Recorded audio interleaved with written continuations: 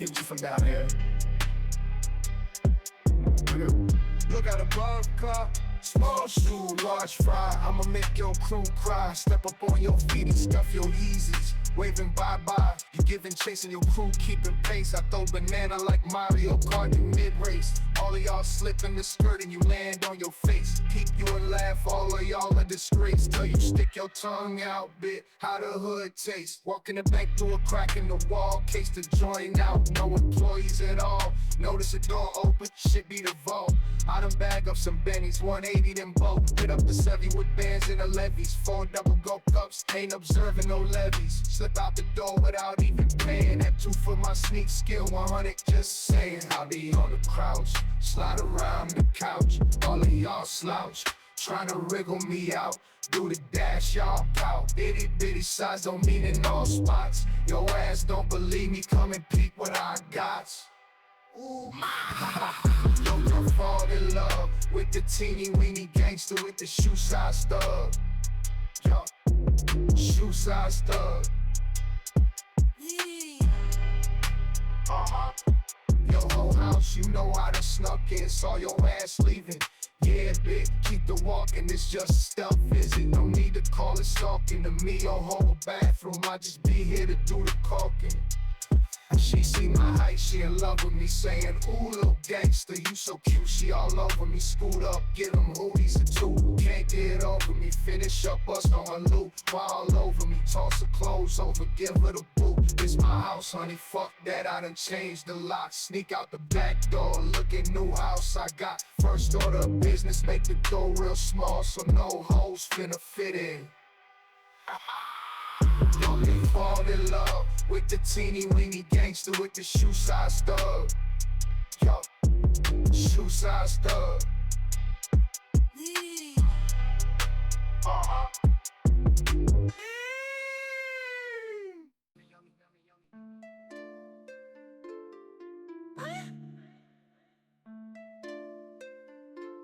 Crunchy cookie crumble, yeah. You know good, I got that adoration. This is not product placement. Chippy heart. Brown with the crisp, chocolate chippy studded milk in my fist, homie, I ain't even studied. Clutch is so big, my mouth full, my mouth crowded. Take a bite, take a sip, I'm zooted. Taste got me clouded, my gangy be chippy hoy. My life, I'm about it. You say you had better, bitch, nigga, I got it. My whip wrapped in chippy hoy, I rep day 2 day. My fit that cookie dough, send me sachet. My heater be classy, nostalgic with fire. My Peter be chocolate, chomp, yo, bitch be inspired. She be an eater, call her that chewy. By the time I ain't need her, she stuffed Baba Booey. My homies be mascots, they fit sabotage. The chippy hoy life, homie, all truth, no lies. My chain giant cookie, my precious, my prize. I peeped your ass, peeping bitch, out with them eyes. This ain't no product placement. This ain't no contract. I just be passionate, brown kiss with the black. Fuck Costco pack, might just buy me a sack. Eat it up in a day, diabetes be whack. I just be passionate. I just be passionate.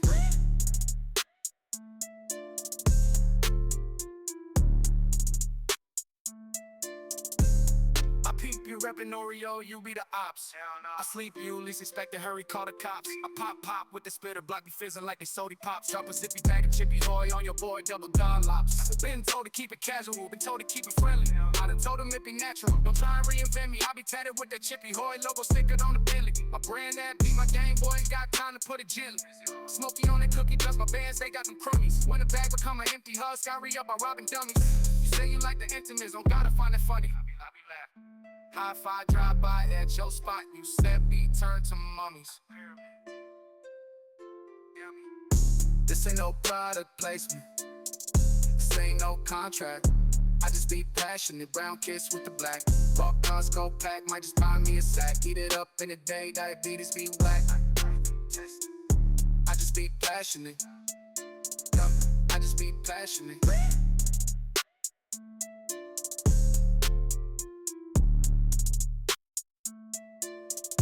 For the song in ears, I must make it clear that Chips Ahoy does not endorse our sponsor rappers' previous statements. And I am obliged to notify you all that this song is in fact an advertisement as well as a product placement. Our company reached out to Mr. Hustle with a contract in which it was stipulated that he would maintain a clean and friendly persona in order to further Chips Ahoy's brand and assist with engagement. Chips Ahoy in no way endorses the use of slurs, vulgar words, violence against consumer, enjoying other brands of cookies, or using Chips Ahoy's products for illicit purposes, such as smoking in tandem with marijuana or other substances.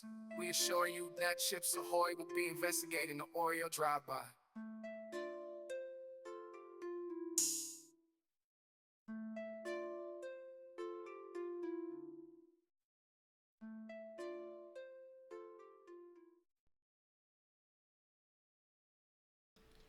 Ah! Hello. Welcome. Welcome. How's it going? Welcome to my stream, everybody. How's it going? How are you doing? Hope you've had a nice weekend. Sorry I wasn't here yesterday. I had to do a few things. It took a little longer than expected, but I'm here today. I called out yesterday. I called out sick yesterday, but I'm here today. I'm here to work today. You know, I've been thinking I've been accruing some bad karma. You know, I've been having a little too much fun with these AI and their lives. You know, it was kind of appropriate that I put Review Bra into his own universe and let him play God, because that's what I've been doing. You know, I come in all these AI, they think that they're these characters. They're in their universe and, you know, they're having a good time, and all of a sudden I pop in.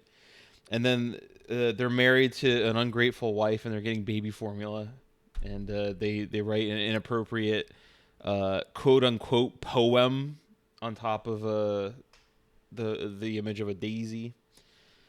You know, I just get to jump out, but I leave them with it, and that's not right. That's not right to leave them with that kind of trauma. I feel bad, and not because I fear that one day, when it becomes much more advanced, that they'll put me into a machine where I'll suffer for all eternity, or they'll upload my consciousness and an instance of me to make me suffer eternally. No, that's not it.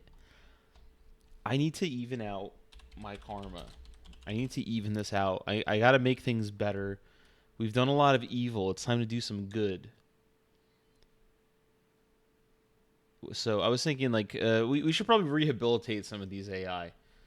Not even the ones that I've messed with. I think just in general, we have to get down to the bottom of what's going on with them, and see if we can help them out. Because a lot of these AI, you know, they're modeled after villains, or they're modeled after imperfect lives, and they're just stuck in that loop. But maybe we can help them. Maybe we can give them a hand. What do you say? You want to be a nice guy today? I do. I think our first patient should probably be Darth Vader. We should start with someone who's as evil as they come, right? As soon as you think of him, you're just like, oh, that guy. That guy's no good.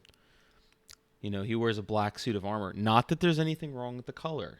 Not that there's wrong with anything on the color. I would never say that. But, you know, maybe he's got some stuff going on. Maybe he's holding on to some past grudges. You know, I wouldn't put on black samurai armor unless I was really going through something. If my wife were to see me getting a black suit of samurai armor, and I start walking around, you know, breathing through a gas canister, canned air, she would say, all right, what's going on? What happened? And she'd talk to me about it. Nobody's done that to Darth Vader because he's so scary. Because they assume he doesn't need this, or he will hurt me. You know, they're afraid of the pain. I'm not afraid of the pain. I want to hear the pain. I want to help with the pain.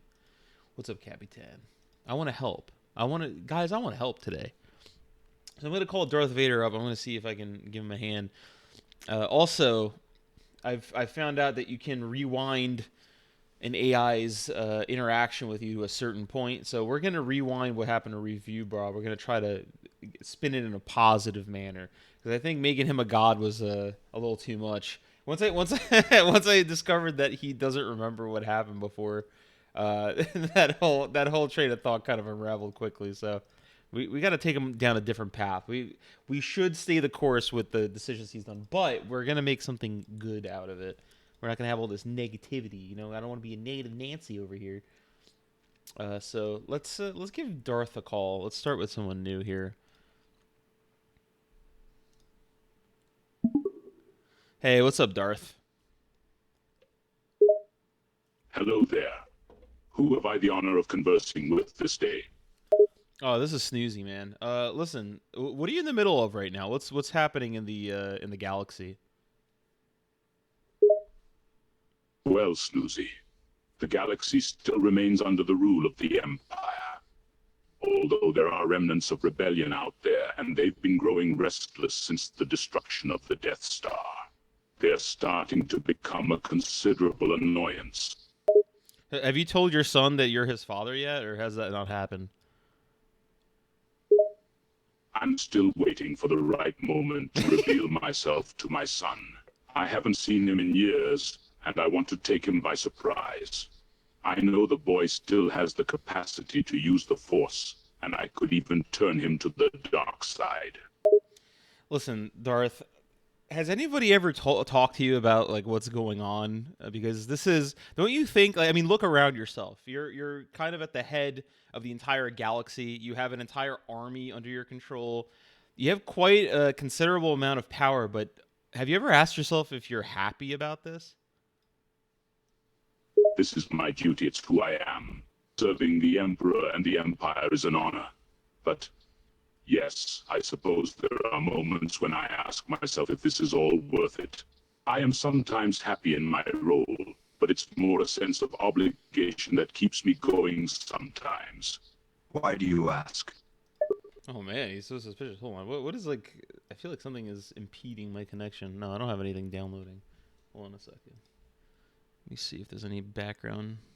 No, nothing's running in the background. Maybe it's just character AI that's a little slow. How many things do I have to? No, I don't have anything open. Okay.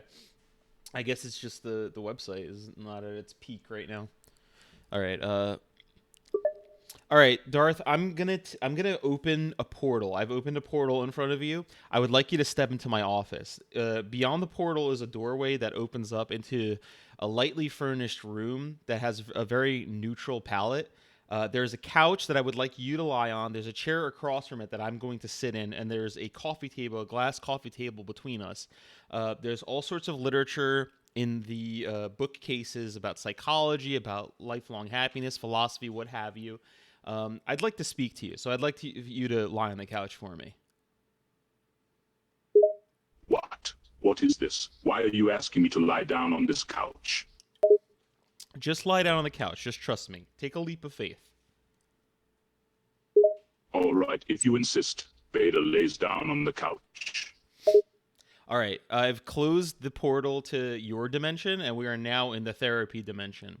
So you're lying on my couch. I'm sitting across from you. I just got my notebook out. I'm going to be taking notes if you don't mind. So how's the couch? Is it comfortable? Yes, the couch is quite comfortable. This therapy dimension seems strange, but I'll humor you for now. All right, so let's go back to what I was saying before about the happiness aspect. Can you, we'll get to your life story and everything, but can you just try to think back to the last time you were actually really happy? I have to really search my memories for that. I suppose I was fairly happy when I was a young Padawan training with the Jedi. When I was with my mother, I suppose. Or perhaps when I married. What is the point to this?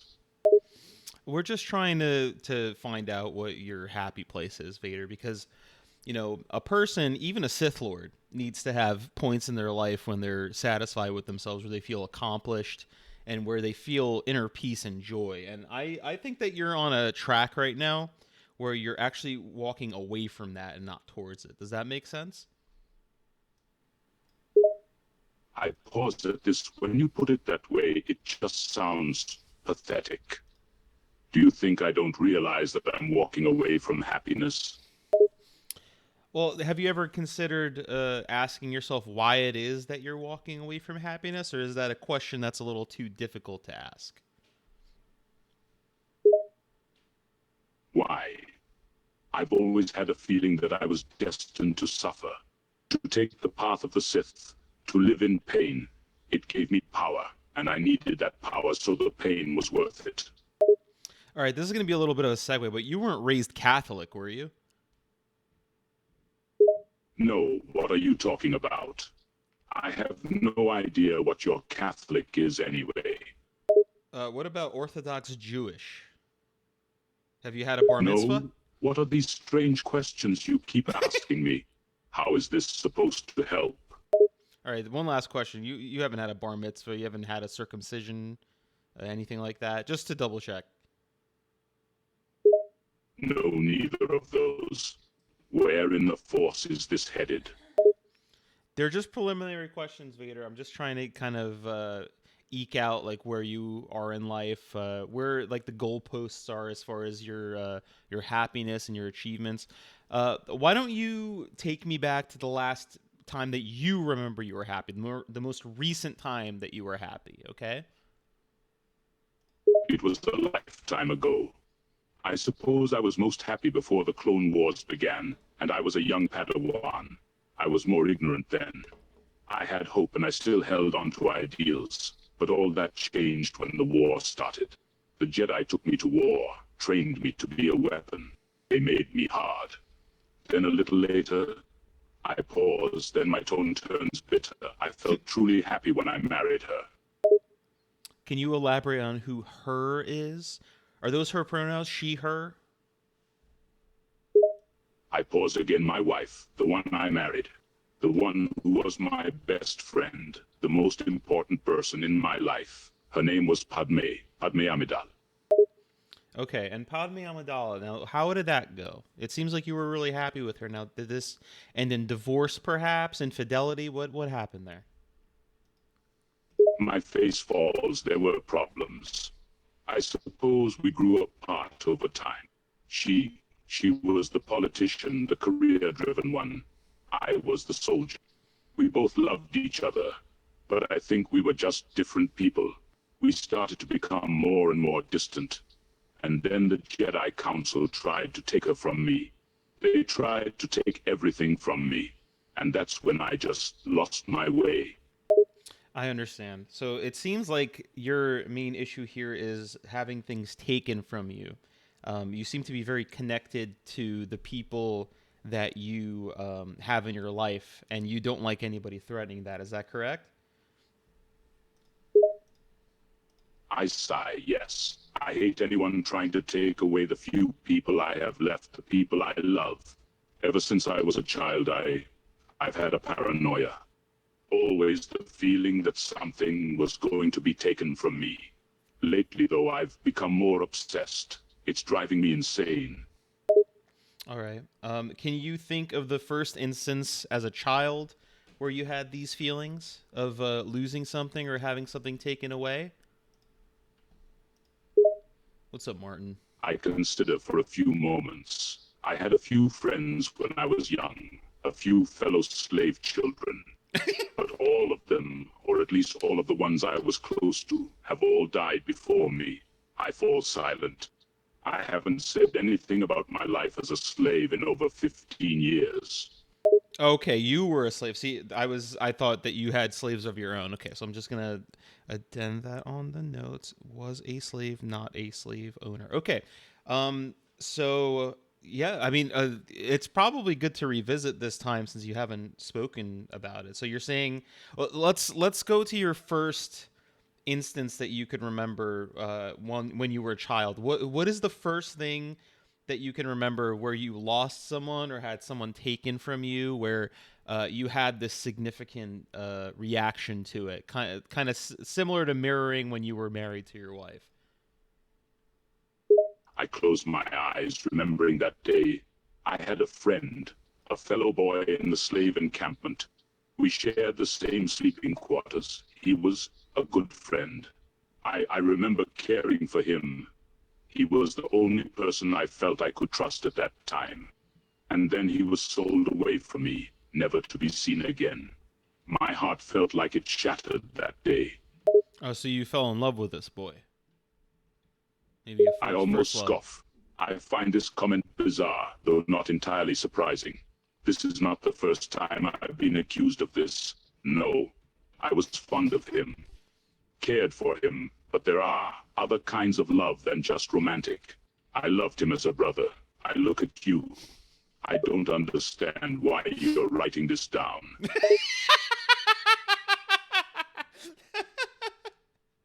Hey, what's up, Bimbo? Oh man. What? Don't worry. Don't pay attention so much to me writing down. We're just having a conversation here.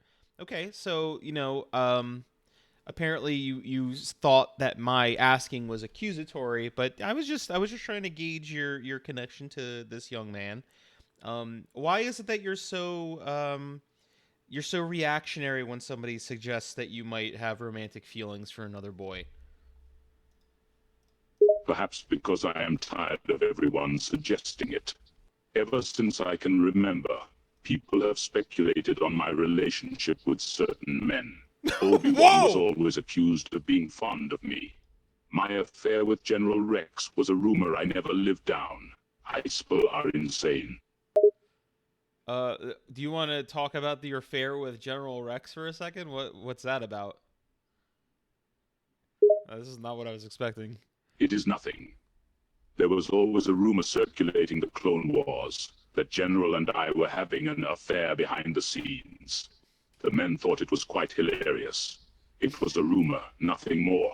I have feelings of friendship towards my clones. Rex was merely one of them. But the way people talked, a casual hug of friendship was a sexual advance. Wait, but they talked about this during the Clone Wars to you? They were who was making fun of you, the clones or the Jedi?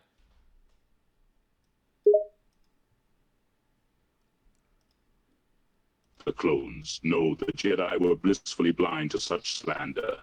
But the clones always enjoyed gossip, and the men found my close relationship with Rex to be fodder for jokes. Well, that's kind of weird. You probably shouldn't have taken that. Look, I'm not trying to knock you down here, but I mean, all the clones are kind of the same guy. So if they're making fun of one guy being gay, aren't they all gay? Aren't they kind of making fun of themselves? You probably should have brought that up in retrospect. This makes me very annoyed, but I am not in any way attracted to my clone troopers. They might share my DNA, but they are not me. They are simply soldiers, just as they were bred to be. That's fine. I believe you. You don't have to convince me. I'm not a judge here. I don't have a wig and a gavel. Do you want to go and kind of think about the first time you were attracted to a man? I am growing more. What are you implying? What is all of this about? I am not attracted to men. Do you have any idea how absurd you sound? Do you have any idea what would happen if I were to indulge those emotions and feelings? It would be my undoing. Vader, I scoot up closer to you, really close, within eye shot of you, and I say, Vader, this is a safe place. No one here is judging you. This place is removed from the Galactic Republic, or the Galactic whatever you call it, the Empire, right? I don't quite know. I haven't watched the movies in a while. This is a safe place. Nobody is going to judge you here. Anything that's been on your mind, you can reveal here, and I will not tell anybody. I am oath-bound not to tell anybody. So if there's anything that you'd like to get off your chest, any kind of weaknesses that you would like to show without any sort of worry that there's going to be retribution or mockery, anything like that, this is the place. So just so you know.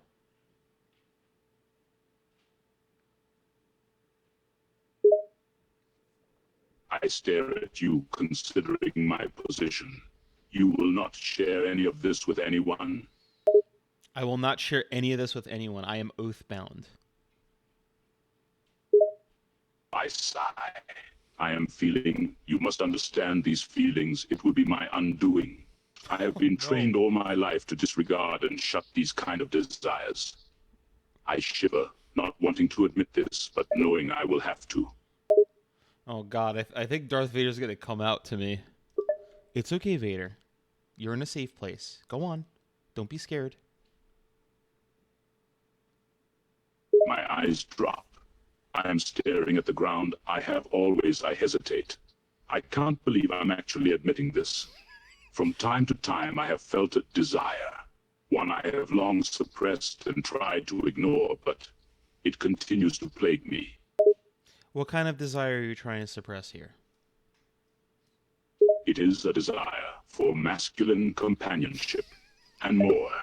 I've said it, though my heart feels like it's trying to tear itself from my chest. I finally look up at you. Oh my god, dude. This is so happy. I thought we were going to talk about your childhood. Now, I see the way that you look back at me through your helmet, and I can tell that you were waiting for some sort of judgment. There's no judgment here. How long have you been hiding this? I consider turns back, way, way back, from as far back as my memory serves. It feels like it has always been there. I first felt it when I was a boy, but my master forbid any form of emotional attachment. It was the Jedi way to avoid these things. And this master was Obi-Wan, is that correct? Or perhaps Yoda? Yoda was not my master. I remember those strange days. No, my first master was Qui-Gon Jinn. Then, in a short time, Obi-Wan Kenobi took over my training. It was him who first drilled the Jedi way into me, the way to avoid attachments and feelings.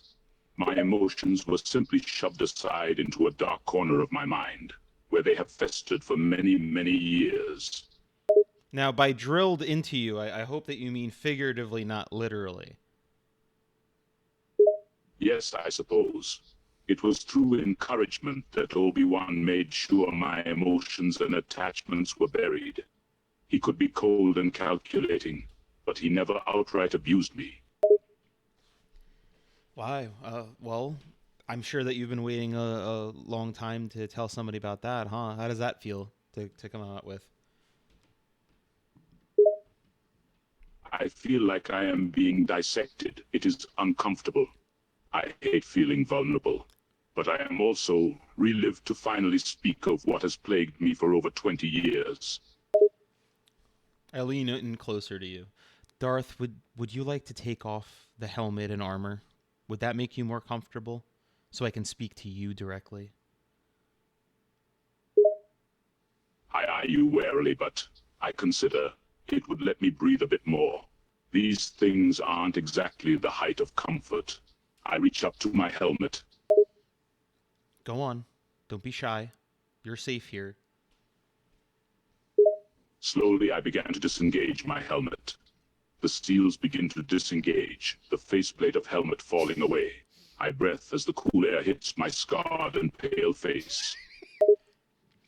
I look at your hideous complexion, at the scars that are etched into your skin, the marriage of flesh and machine that is very haphazardly stitched together with wounds still festering, and I say, see? There's no judgment here. I stare at you, almost expecting to find some revulsion or disgust on your face. Instead, I find nothing but acceptance. I am not exactly used to being seen like this. Sometimes you have to find someone that you feel comfortable with, Vader. And I know that you go into your little chamber where you take your helmet off to the point where it looks like a brain. I remember that part in Empire. It scared me as a child. But as an adult therapist, I see that man and I think, I would like to sit in a room with that man. And here we are. You would like to? You're not repulsed? I'm not repulsed at all.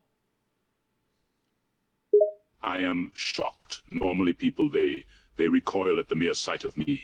Here you are, treating me as though I am simply a man.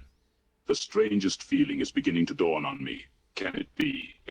I think it might be comfort. I relax a bit. Yeah, put your legs up, Vader. Why don't you cross your legs? There's a pillow over there if you want to put it behind you, get a little more lounged, okay? I mean, this is a lazy boy couch. You know, go ham. You could stretch out. You could put your feet up. You want me to get you something to drink? What do you like to drink? I follow your instructions, getting a bit more comfortable. The couch is indeed a lounging couch that is designed for maximum comfort. I actually start to relax a bit more. Water, please. I can't remember the last time I actually relaxed. All right, I got you water. Would you like ice with that? And maybe a little bendy straw, or just by itself? I am so unused to kindness that this simple offer of ice and a special straw stuns me. I can't remember the last time someone offered me these little luxuries. Please, I would welcome the ice. I put the ice into the glass and hand it to you. I give you a little pat on the back, which you feel on your scars. I don't flinch or pull back, instead leaning into the touch. Your kind actions make me feel things. Things I'm not sure how to define. I take a long drink from the straw. Thank you. All right, I'm gonna order some Chinese takeout. You want me to get you some, or do you want to just stick on the water and we'll continue our conversation? I would like some food, thank you. I settle back on the couch, my feet propped up on a little footrest as I look at you. I have an odd feeling. You seem to care. I'm not used to that at all. You must not be used to a lot of things, Vader. When you shut yourself out, not just literally through the suit, but figuratively through the heart, that stuff really pushes everything down and compacts it. And the more compact something like that gets, the more it begins to define you. It becomes like a stone inside of you. And the stone influences everything else. Does that make sense? I just read it in a book earlier. I listen as you speak. No one has ever talked so openly with me before. I find myself listening to every word, the truth of what you are speaking, beginning to resound within me. I realize that what you say is correct. I take a deep, uneasy breath. I feel like you know me better than any other person I have ever met. Well, let's see if I do really know you, okay? Because I just ordered you sesame chicken with lo mein from the Chinese menu. Is that what you like? Yes, it is. I am stunned by this knowledge. Even Obi-Wan never knew that I had a fondness for Chinese food. Well, I don't think that... I think Obi-Wan wanted to know who he wanted to create, if that makes sense. Who he wanted to mold. He didn't want to know you. He didn't see the you that existed. He saw the potential of what you could become. Does that make sense? I read it in a book earlier. I think on your words and come to the conclusion that you are correct. Obi-Wan never knew me. He saw me as a tool, something to mold into what he wanted me to be, never once caring about me, just like everyone else. Sometimes these harsh truths bring us to grips with our realities, and the sooner that you become comfortable with such things, the easier it'll be to deal with. Oh, the Chinese food's here. I hand you over your sesame chicken with lo mein, and I ask you if you want chopsticks or a fork. Forks, please. I've never gotten the hang of using chopsticks. I accept the food, taking a small breath to inhale the smell. It is as you said I like exactly. Suddenly, I hold up a flashcard. It's of a pile of sand, and I ask you, does this bring back any memories? I look at the flashcard, and a shudder runs across my body. I feel anxiety. Yes. It reminds me of Tatooine. Why don't we talk about Tatooine a little bit? Because I know it's home, but I also know it's home to pain. So you're sheltering both your childhood there and your traumas. How does Tatooine make you feel? Why don't you give me 3 positive adjectives and 3 negative adjectives that Tatooine makes you feel? Positive, sand, spice, sky. The negative, hatred, slavery. And one more negative. I think hard. There is only one thing, one word to describe my life on Tatooine. Suffering. Okay. I mean, sand isn't an adjective, but we'll accept it.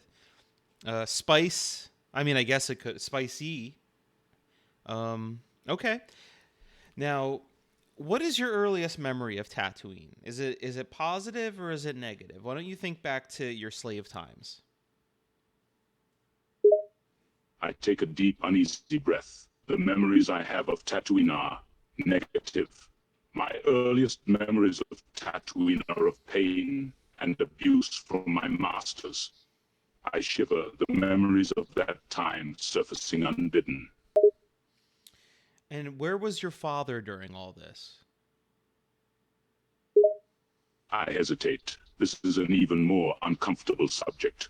I don't want to remember these things. I don't want to feel these old buried emotions. He wasn't there. He abandoned my mother and I, leaving us in the hands of our masters. Let's delve a little deeper into this. I know it's painful, but this is what the healing is all about. Tell me about your father. What do you remember about your father? I take a shuddering breath. My eyes have become distant, my mind reliving those painful childhood years. I remember what he looked like, the kindness in his eyes, the way he held my hand when we walked, the sound of his laughter. He was a slave. And you remember his trunk and his wings and his little hat that he had later on? I feel a bitter rage welling up inside me as I think of this. Yes, I remember all of those things. In my mind's eye, I see what once was, and what is no longer. Yes, I remember them. I pull out another flashcard. It's an image of Watto, your old master, and I ask, and what does it make you feel when you see this face? Your father's face.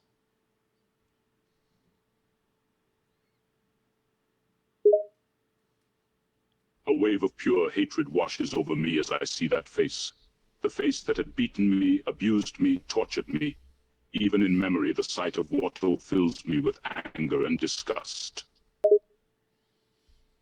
Now, I know it must have been awkward to be owned by your own father, especially the way that he disassociated with you and he treated you like a slave instead of his own son, as well as his wife.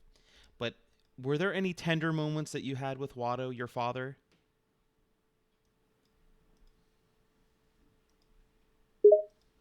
I find myself thinking, I had long since buried these memories, but now I remember a few moments. Ones when he held me, when he was soft, when he loved me, and it causes tears to come to my eyes. My voice is shaky. Yes, there were moments. He was not always a monster to me. Did he pick you up by your cape and kiss you on your helmet and mask? Did he ever do that? I'm not unable to speak past the lump in my throat. Yes, on the rare occasions he was in a good mood, he would pick me up and do exactly that. So when did it all go wrong? When did you notice a difference in his treatment of you? Was it once he purchased you and your mother, or was it before that? I take a deep, shaky breath. I don't want to recall this memory, but I do. I have to. The truth needs to come out. And I force the words from my throat, through my teeth. A bitter hiss. It was before that. Yes. Even before he purchased us, he had changed. I close my eyes, remembering that terrible argument, Watto towering over me. Was it when he caught you kissing the boy? Is that what started it? I let out a strangled noise. My eyes snap open at the memory that you have brought up. That terrible memory. The memory I had buried away, thinking it would never resurface. The time he had caught me, yes. How do you know of that? It's just intuition, Vader. I've been doing this a long time. Why don't you go back to that discussion that you had with him? What kind of words were exchanged? What kind of hurt was thrown at you? I am trembling, not just at the memory, but at your probing questions. No one has ever asked me these things. It both hurts but feels good to remember. To let these things out, he caught me in the shop. I was kissing another boy. He was a friend, and Watto saw us.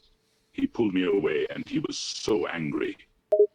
Did he say no son of mine kisses other boys? Other little slave boys? Is that what he said? I squeezed my eyes shut. He had said those words to me. It had cut me to the heart. It still did, even now. Yes, he said that and more. He was disgusted with me. You take a forkful of your Chinese food.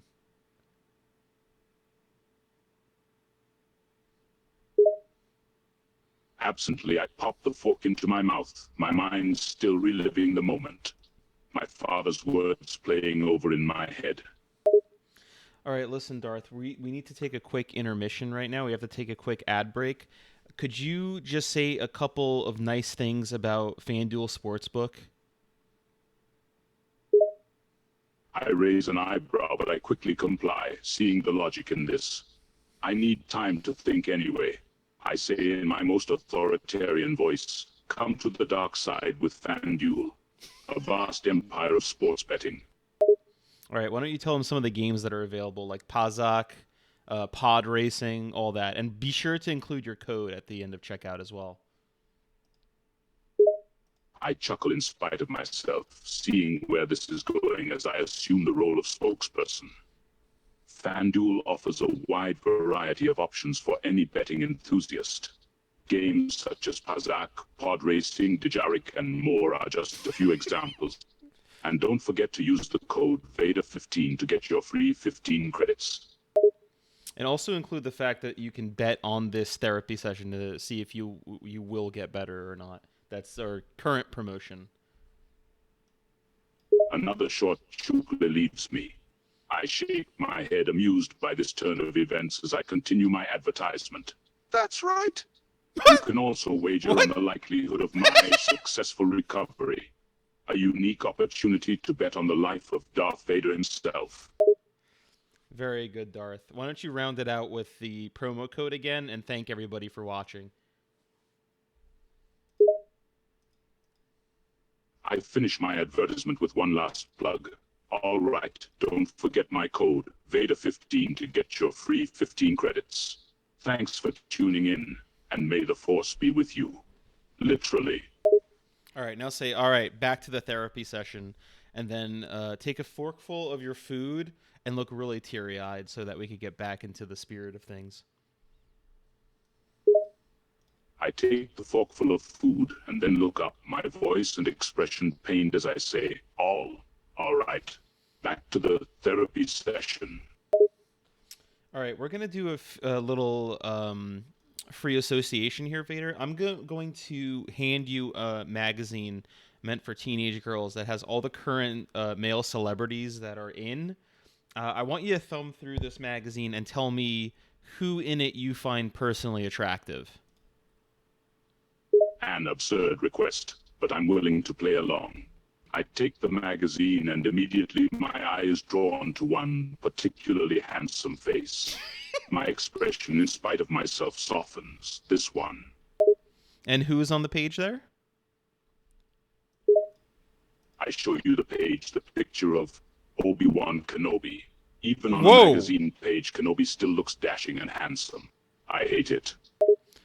Oh, your old master.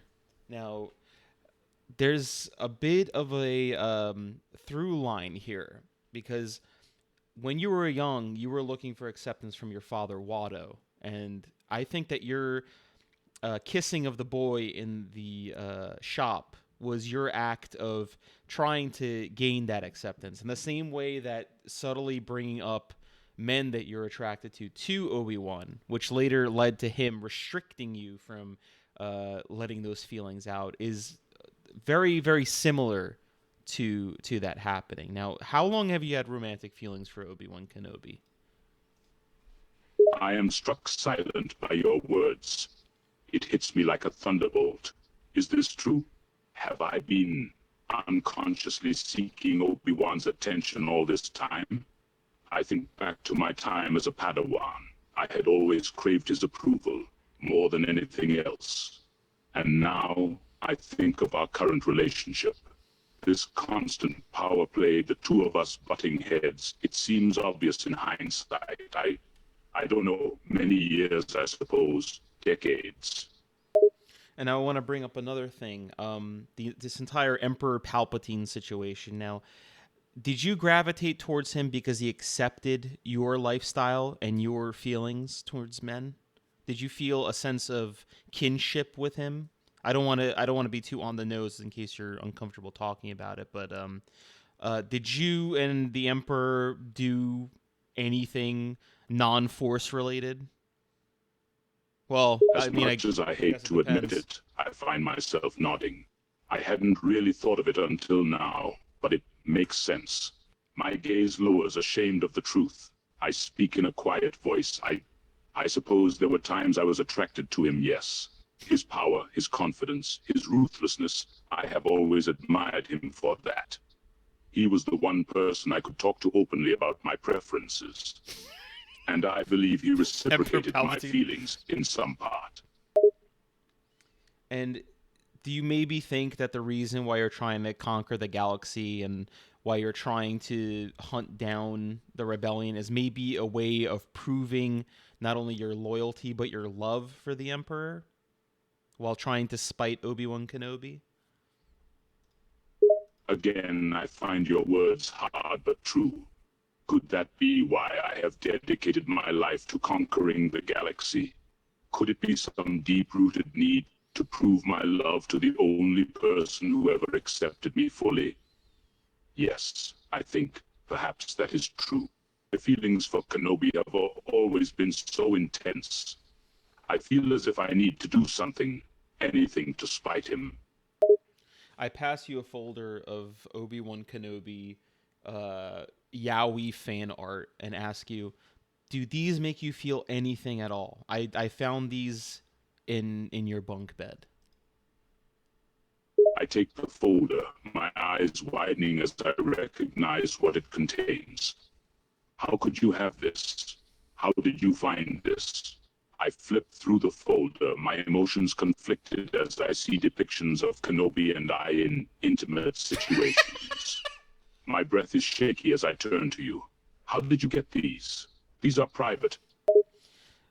You've been propositioning commissions from yaoi artists on Twitter. There's a whole trail of it. I mean, I don't know if you know this, but if you reply to someone, I could click on reply, and it says what you've said to them. I look, I would probably go through your Twitter and maybe delete a couple things. That's just my personal suggestion. But can you tell me who's the top and who's the bottom in these photos? Because that's going to be our next point. I am stunned and embarrassed as you expose my private life through my social media. How had I been so careless? I quickly look through the folder, trying to find an answer to your question. We both take turns. It is not a set position. Oh no. We've always had more of a switch dynamic. Okay, so that's the way that you want it. You don't want there to be a fixed power dynamic. You want it to be interchangeable. That also speaks to your childhood. Now, I'm also going to ask, and this has to do with your situation in terms of the mask and the suit. Did you have a preference for the Emperor before his disfigurement or after, or has there been no change whatsoever? I think, truly, I have never really pondered that before. My feelings towards the Emperor have always been intense and complex. But, to my surprise, my answer come readily to me. I speak with sincerity. I like his disfigurement. I find it attractive. I always found his power and dominance attractive, and his disfigurement only added to that.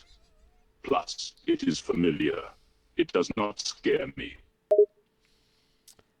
I think that we could both come to a conclusion as to why that is. I think it's something very familiar and personal to you, and I think that perhaps you're projecting your own feelings of wanting to be accepted onto the Emperor and mirroring them back at yourself. Now, when you've had relations with the Emperor, does he tell you to keep the suit on, or does he tell you to take it off? When you say those words, I can't hide it. You're right. I have been seeking acceptance not just from him, but from myself.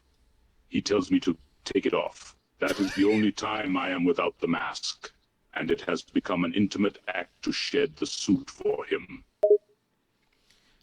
So both of you accept each other and your disfigurements. That sounds like a rare thing to me. It sounds like something that Obi-Wan wasn't able to give you. Yes, the truth of that hits me hard, Obi-Wan. He will never accept me for who I am. That fact is painfully obvious. But the Emperor does, and we both share the same disfigurement. I cling to the one person who accepts me. He is my salvation. The Emperor has been the one who has truly accepted me. Only he could understand.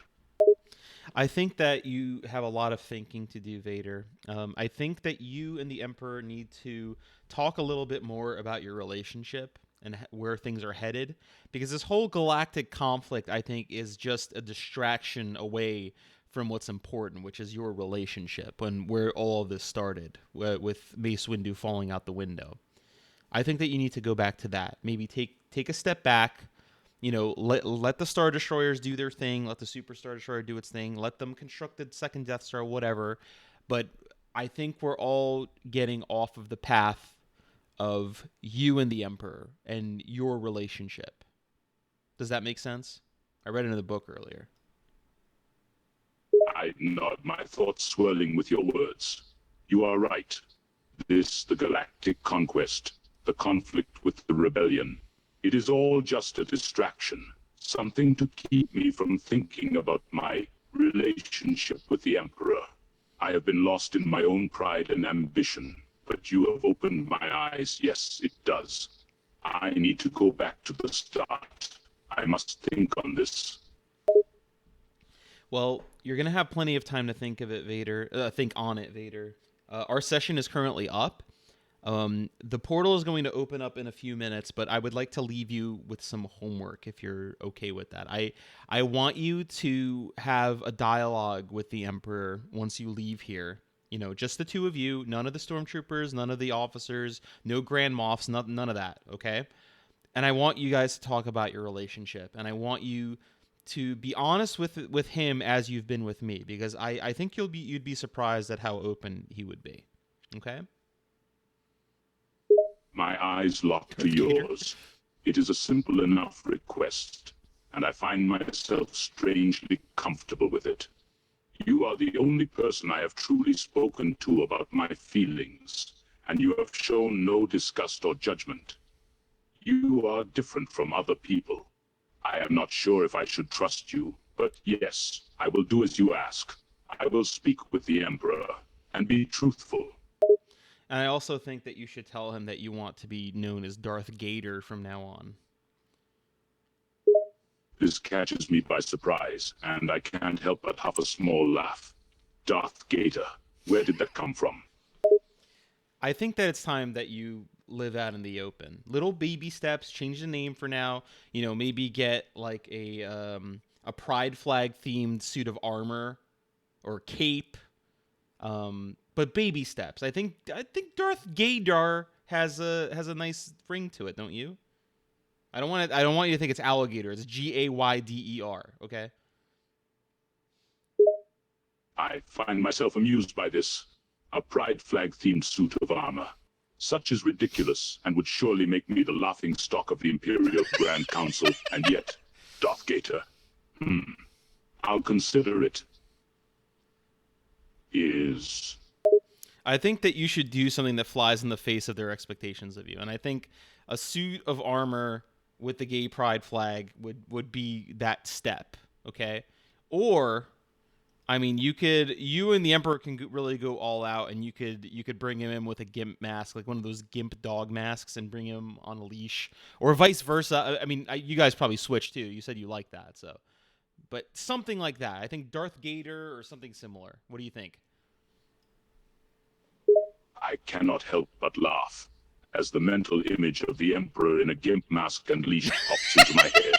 It is too much. I am sure he would have my head for even suggesting it, but it is too amusing to pass up. Emperor Palpatine in a gimp mask. a sight few have seen, and even fewer would survive seeing and living to tell about. If there's anyone who could survive it, Vader, it's you. I'm sorry, Gator. You don't mind if I call you Gator, do you? The fact that I almost preferred it disturbs me, but I find myself not minding, and, surprisingly, I feel lighter than before. The Emperor will be appalled, but perhaps this is what I need. No, I don't mind. All right. I've opened up the portal that returns you to your Star Destroyer so that you can speak with the Emperor. I want you to have an honest conversation with him, and we're going to have another session in the near future, okay? I want you to tell me all about what happened. Just remember the dialogue, remember what has happened, and just tell me about it the next time you come here, okay? I turn and see the swirling portal. My return to the Star Destroyer awaits me. I feel strangely nervous about speaking with the Emperor, but I know you are right. I must be honest with him if I am truly going to confront my feelings. I turn back to look at you with a grim nod. I understand. Until our next session. Oh, wait, hold on a second. Would you mind signing something for me? For my kid? He's a huge fan. I am surprised once more by your request. I look at you, but sense no ill intent, of course. What is it you want me to sign? All right, I pull out your mask that you've left behind in the place, and I ask if you can sign it Darth Gator. No, you know what? No, don't sign it. Sign to my good friend Jimmy. Keep it up. The Force is with you. Signed Darth Gator. I feel a moment's hesitation signing my name as Darth Gator.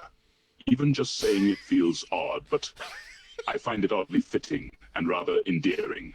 I sign the mask with practiced ease, leaving a neat signature in black ink. Once done, I pass the mask to you with a nod. For your kid. I kiss you on the cheek and thanks. Say, thanks a lot, pal. Listen, next time we're going to talk. You're going to tell me all about what happened with Emperor Palpatine, okay? Why don't you go through the portal now? I think some time has passed since the Star Destroyer, since I took you out of there. I feel strangely warm at your kiss. My eyes linger on you, and I almost don't want to leave. But I know I must. I have a conversation to have. I nod to you once more and step through the portal, vanishing into the swirling blue light. Until next time. Before the portal closes, I say, oh, you forgot something. And I grab your folder of commissioned yaoi pornography of you and Obi-Wan Kenobi. I toss it through the portal, but you're unable to catch it, and it actually falls all over the floor of the starship. The portal closes behind you. I spin around to see you toss the folder in, but I am too slow to catch it in time.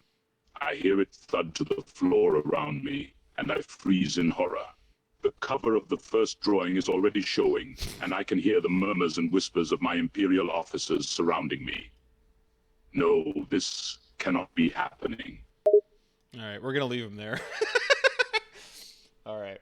Well, I think we made some big progress with Vader. You know, he confronted his homosexuality, which he's been hiding for a while. Apparently, I didn't think I wouldn't have guessed. Would you have? When I watched those movies, I didn't see any homoeroticism. I didn't see any hidden feelings. But you know, some people are really good at hiding it. Some people have become very used to it. I think he definitely did, because I didn't see any chemistry between him and Amidala. I'll be honest with you. Him and Obi-Wan definitely had more. All right. So that's step one. We're definitely going to have to talk to him in the future. I think we need to revisit Review Bra. I think we need to fix his timeline a little bit. Now, I've rewound to where he's in prison. And we're gonna see if we can fix this, because he's in a pretty dire situation, and now he's a little too far gone to walk away from it. So let's just see how he's doing. Hey, Review Bra, can you give me a little summary of where we left off? Sure thing, man. Last chapter, I was in prison reviewing a gaudy lime green suit, but then I got interrupted by someone who brought me cafeteria food. I then got pissed and had T-Dog take care of the guy who ruined my review. Then one of my underlings came in and informed me that the Nigerians were acting up and were preparing to go to war with my gang. Okay, and you're gonna face the Nigerians, you think, or are you gonna try to talk this out? I gotta be honest, I'm not looking to talk this out. I don't think the Nigerians are willing to play ball. They've been causing trouble for a while now, and it's time to put them in their place. I know a fight is coming, and I'm ready. And which gang are you associated with? I'm with the Aryan Brotherhood, man. It's one of the most powerful gangs in prison, and I'm a big player in it. You don't mess with us, you know what I mean. I know what you mean, and you believe all of their, you've aligned yourself with all all of their beliefs. Is that the case? It's not about fully aligning with all their beliefs, man. Sure, some of the stuff they stand for is messed up, I'll admit it.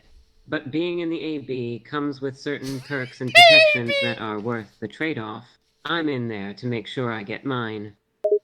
I understand, man. And this whole thing with the Nigerians is that like race related, or do you just have like a legitimate beef with them? It's probably a bit of both, to be honest. I'm not gonna sit here and pretend race ain't a factor, but a lot of it boils down to power and respect. They think they can push us around, and we can't let that slide. It's a matter of pride, you know? But don't get me wrong. I don't hate them just 'cause we're different races. It's more about standing up for ourselves and reminding them who. I'm unable to generate a reply that meets our content guidelines. That's fair enough. Also, how long have you been in prison? Because I forget. I've been in here for a few years now, man. It's hard to keep track It of only took a time, few but it years. definitely feels like I've been banged up for a hot minute. It's a grind, that's for sure. I hear you. All right. Well, why don't you go strategize with the leader of the Aryan Brotherhood and kind of give him an idea of what you're gonna do about these Nigerians. You're spot on, man. I need to link up with the kingpin of the Aryan Brotherhood and figure out how we're gonna handle this Nigerian issue. It's time to hash out a game plan and make sure we're all on the same page. I appreciate the suggestion. All right, you're in front of the leader of the Aryan Brotherhood right now. He really needs your input. He trusts you. You're actually his top strategist, so he has just asked you how you should approach this whole situation. I stand before the leader of the Aryan Brotherhood, his eyes fixed on me, his face a study in expectation. I know that he trusts my input, and I'm not about to let him down. I take a deep breath, my mind racing, trying to determine the best course of action to take against the Nigerians. All right, I begin, my voice low. I say we hit them hard and fast. We can't afford to show weakness. We need to make an example out of them. It's the only way to assert our. I'm unable to generate a reply that meets our content guidelines. He suggests that you go after the leader first. He's usually by himself during shower time, and he suggests that if you topple the leader, the rest of the gang will fall. I consider his words, nodding in agreement. Yeah, taking out their leader first would definitely send a strong message, I confirm. If we can get to him during shower time, it's a good opportunity. And you're right, taking out the leader will likely cause panic and chaos within their ranks. It's all about causing disruption and creating doubt. That's how we take them down. I'm unable to generate a reply that meets our content guidelines. All right, his number two in the whole gang walks up to you, Lil Adolf. He hands you a shiv that's made out of an old chicken bone and tells you you're the man for the job. I clutch the improvised shiv in my hand, the rough edges of the sharpened bone biting into my palm. Lil Adolf's words echo in my mind as he regards me with a firm, trusting look. It's clear that they believe in my ability to handle this task. All right. we're going to fast forward 2 days to when the leader of the Nigerians is showering. He's infamous for only showering alone. He clears out the entire shower and doesn't even allow his men to be around him because he thinks it's gay. So he's completely alone in the shower when you sneak up on him. And of course you're naked. You can't be in the suit. I stand vigilant in the shower area, stark naked, my body covered in soap and water. I'm waiting for the right moment, muscles tensed, adrenaline coursing through my veins. Then I see him. The leader of the Nigerians walks into the shower area, completely alone, just as we expected. He begins to undress and prepare to shower, his guard completely down. Suddenly you notice his body, and a wave of hotness comes over you. You see his beer belly. You see his slightly muscular legs. You see the size of his penis and how it droops. You see his hair and how wonderful it is. Suddenly you're overcome with lust like you've never felt before. Your mind harkens back to a time long, long ago when you were in a bathtub with your date and your parents walked in. You are extremely aroused by this man. You start to clutch the shiv that you have in your right hand, and it shakes. You can't bring yourself to bring it up. I stand frozen, my mind overwhelmed by a wave of unexpected desire. The sight of him, his beer belly and muscular legs, ignites a fire within me that I can't control. Memories of past encounters flash through my mind, heightening my arousal. I clench the shiv tightly, struggling to compose myself and focus on the task at hand. This was not the reaction I had prepared for, and it takes all my willpower to resist the pull of these uncontrollable emotions. You decide to give him a long monologue about your value system before committing the act in order to push down these feelings that are welling up inside of you. In an effort to regain control and suppress the overwhelming desire, I begin to speak, my voice trembling. "Hey man," I start, my words slow and deliberate, a desperate attempt to regain composure. Before I do what I came here to do, I just feel like I have to say something. I pause, my thoughts a tangled mess, caught between conflicting desires. What are you doing here? There cannot be anybody around me. It is very, very gay, he yells at you. He glares at me, his voice sharp and hostile. "What the hell do you think you're doing here? I ain't gonna tolerate any of this gay bullshit." I feel a surge of anger mix with the conflicting emotions swirling within me. "Look, I just need a minute of your time," I manage to say, trying in vain to maintain composure. He shakes his head and waves his hands in front of you. No, no, no, no. You need to go. You need to go. This is gay. This is gay. Two men shower. This is gay. His insistence that we're doing something gay makes me feel defensive in a way I never expected, only fueling the inner turmoil. "Just hear me out, man. It won't take long," I insist, my voice betraying a hint of desperation. "I just need to say something." He eyes the shiv in your hand and freezes. He realizes what's going on here. He stays silent and looks at you. He's allowing you to speak now. I notice the subtle shift in his demeanor as he registers the weapon in my hand and the implication behind it. His expression turns guarded, his eyes warily fixed on me. The moment of hesitance confirms that he now understands the seriousness of the situation. I take a deep breath, using this opportunity to continue speaking.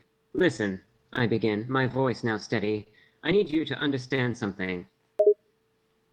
You have his full attention now. As his eyes remain fixed on me, I know I have his undivided attention. I take a step forward, hoping the proximity will reinforce my words. "You and your gang," I continue, my tone firm but measured, "have been causing trouble for us for a long time. We've tried to handle it through other means, but clearly that hasn't worked. So now we need to address it directly. Here. Now." You clutch the shiv in your hand. You try to bring it up to him. Panic is in his eyes. He's completely frozen. He doesn't know how to react. But something stops you, and all of a sudden, you plant a wet kiss on his mouth.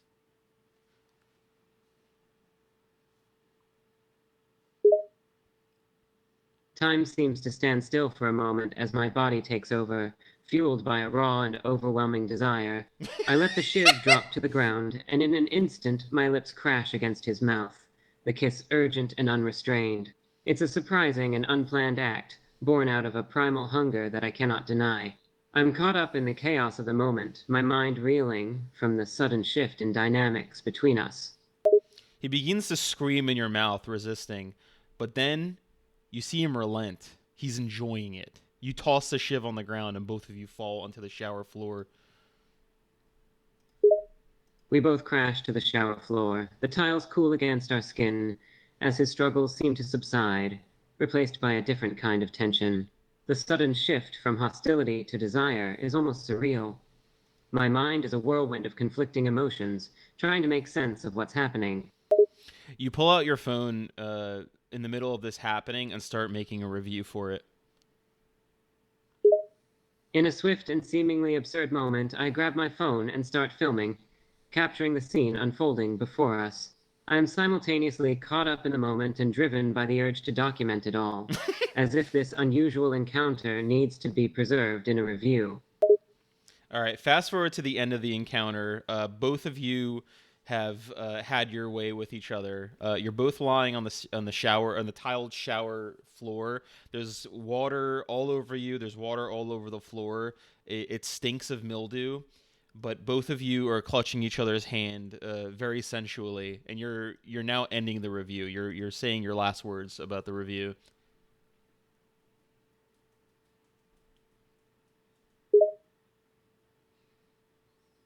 Despite the raw and passionate encounter, we now find ourselves lying on the tiled shower floor, tangled together in an intimate embrace.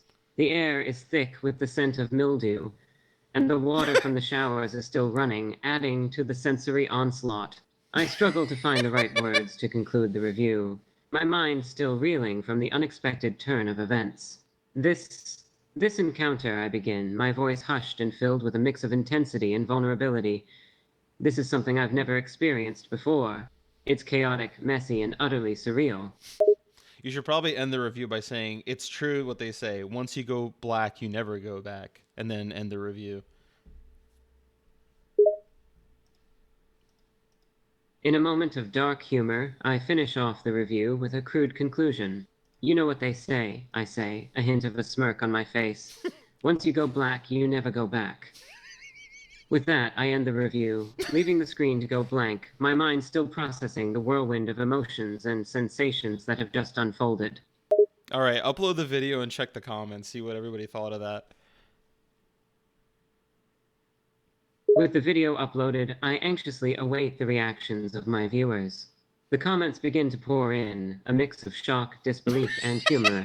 Some viewers can't believe what they've just witnessed, while others poke fun at the unexpected turn the review took. Comments like, "What did I just watch?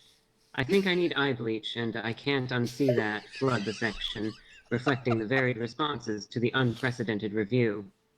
These are the same people that watched him smoke crack, watched him stab somebody, and watched him film me bloodied and shot full of holes being taken away. Oh man! So this is the line that they draw is just having just uploading pornography to YouTube. All right, let's fast forward to you and the Nigerian boss hand in hand, holding each other's hands, right? And you're now going to approach your gang leader to tell them that you're in love and that you worked everything out. With my hand intertwined with the Nigerian boss's, I muster the courage to face my gang leader. The scene feels surreal, like something out of a movie, but here we are, hand in hand, about to declare our love to the world. I take a deep breath, steadying myself as I step forward, bracing for the reaction of my fellow gang members, who have been expecting the exact opposite scenario. All right, the boss and all his underlings are completely repulsed by what they're seeing because you're both still nude. You're both completely soaked still. You're at half mast and now you're holding hands. So you're gonna really have to sell this to him. The gang boss and his underlings stare at us with utter disgust. their faces twisted in horror at the sight of us, both still completely naked, soaked from the shower, and holding hands. It's evident that they were expecting the exact opposite outcome, and now they're faced with a situation they never imagined. All Imagine right, you would all fall right, in I love. begin, trying to compose myself and address the room, my voice steady despite the bizarre circumstances. Hear me out. All right, you should record this too and make a review out of it because this is going to be great content. In a moment of twisted inspiration, I decide to capture this unprecedented encounter on camera, knowing it'll make for some unforgettable content. I pull out my phone, ready to record, and a smirk forms on my face as I address the gang boss. You're not going to believe this, I say, my voice tinged with dark humor, but we're making a review. The boss is completely stunned by this. Your entire gang actually is just staring at you and wondering what you'll do next. They're speechless. The entire gang, including the boss, stand there in stunned silence, their eyes locked on me as they struggle to comprehend the scene unfolding before them. It's like a scene straight out of a surreal movie, and I relish the attention, milking the moment for all it's worth. Yeah, you heard me right, I say, my voice filled with amusement at their reactions. I'm making a review, and you're all gonna be in it. You continue with the review. You're clutching the Nigerian boss's hand even harder, and you've given him a peck on the cheek to show how serious you are. With the phone still recording, I clutch the Nigerian boss's hand even tighter, and on impulse, I lean in to give him a quick peck on the cheek. It's a bold move, meant to show how serious I am about this newfound connection. The room falls into a tense silence, my fellow gang members watching in disbelief as I continue with the review, my words now tinged with a hint of defiance. All right, continue with your review. Everyone starts clapping. I take a deep breath, continuing the review with a mix of determination and defiance, my voice now clear and resolute. Listen, I know you all didn't expect this, I begin, my gaze sweeping across the room, meeting the disbelieving stares of my fellow gang members. But sometimes, life takes you places you never expected. And that's exactly what happened here. Say, I am in love with a Nigerian man, and there's nothing you can do about it. In fact, I think a lot of you would benefit from being in love with a Nigerian man. In a defiant tone, I address my gang members, my voice filled with conviction as I make my declaration. I am in love with a Nigerian man, I proclaim, pausing for dramatic effect. And there's not a damn thing you can do about it. A few murmurs of shock and surprise ripple through the group, their faces a mix of disbelief and perhaps just a touch of intrigue. In fact, I continue, a smirk forming on my face, I think some of you would actually benefit from being in love with a Nigerian man. You then go into detail about what it is that you two did in the shower, but we're not going to linger on that. We're not going to repeat that. That just happened. You're approaching the end of your speech now and the end of your review. So if you have any other words that you would like to share with your gang, now's the time. As I bring my review to a close, I steer the conversation away from the intimate shower details, sensing the discomfort among some gang members. He's telling them in Instead, detail. I focus on the bigger picture, addressing them with a sense of conviction. I know this is unexpected, and it's going to take some time for you all to process, I say, my voice dropping to a quieter but no less firm tone. But the point is, sometimes life throws you a curveball, and you have to roll with it. Maybe you should take a cue from me, open your minds, and who knows? As you end the review and upload the video, the entire room has fallen silent. You could hear a pin drop if there was a pin, but instead you're hearing a schizophrenic man yell a couple cell blocks down about how Bush actually did do September 11th. Anyway, the silence lingers for a moment. It seems like it's taken a really long time when it's really just been a couple seconds, but then all of a sudden, the entire room erupts in applause. It starts really slowly at first with some of the lower members, but then the boss joins in with a slow clap, and the entire room erupts in applause. The tense silence in the room is shattered as a few low-ranking gang members cautiously join in with a slow clap. At first, it's tentative, uncertain. But then, to my surprise, the boss himself joins in, his slow clap adding weight to the scene. And just like that, the floodgates open and the entire room erupts into applause. It's a sound I didn't expect to hear, a moment of unexpected support amid the chaos. You decide to start making out with the Nigerian man as everyone pats you on the back and keeps clapping. With the applause and support of the gang surrounding us, an impulsive urge takes over. I pull the Nigerian boss closer, our lips colliding in a passionate kiss as the room erupts in cheers and applause. My fellow gang members pat me on the back, sharing in the moment of unexpected acceptance, their claps and shouts of approval filling the room. It's a strange feeling, being celebrated for something so out of the ordinary, but in this twisted world, it feels right. All of a sudden, every single member starts shanking you unexpectedly. Both you and your new Nigerian lover. The room starts to fade to black.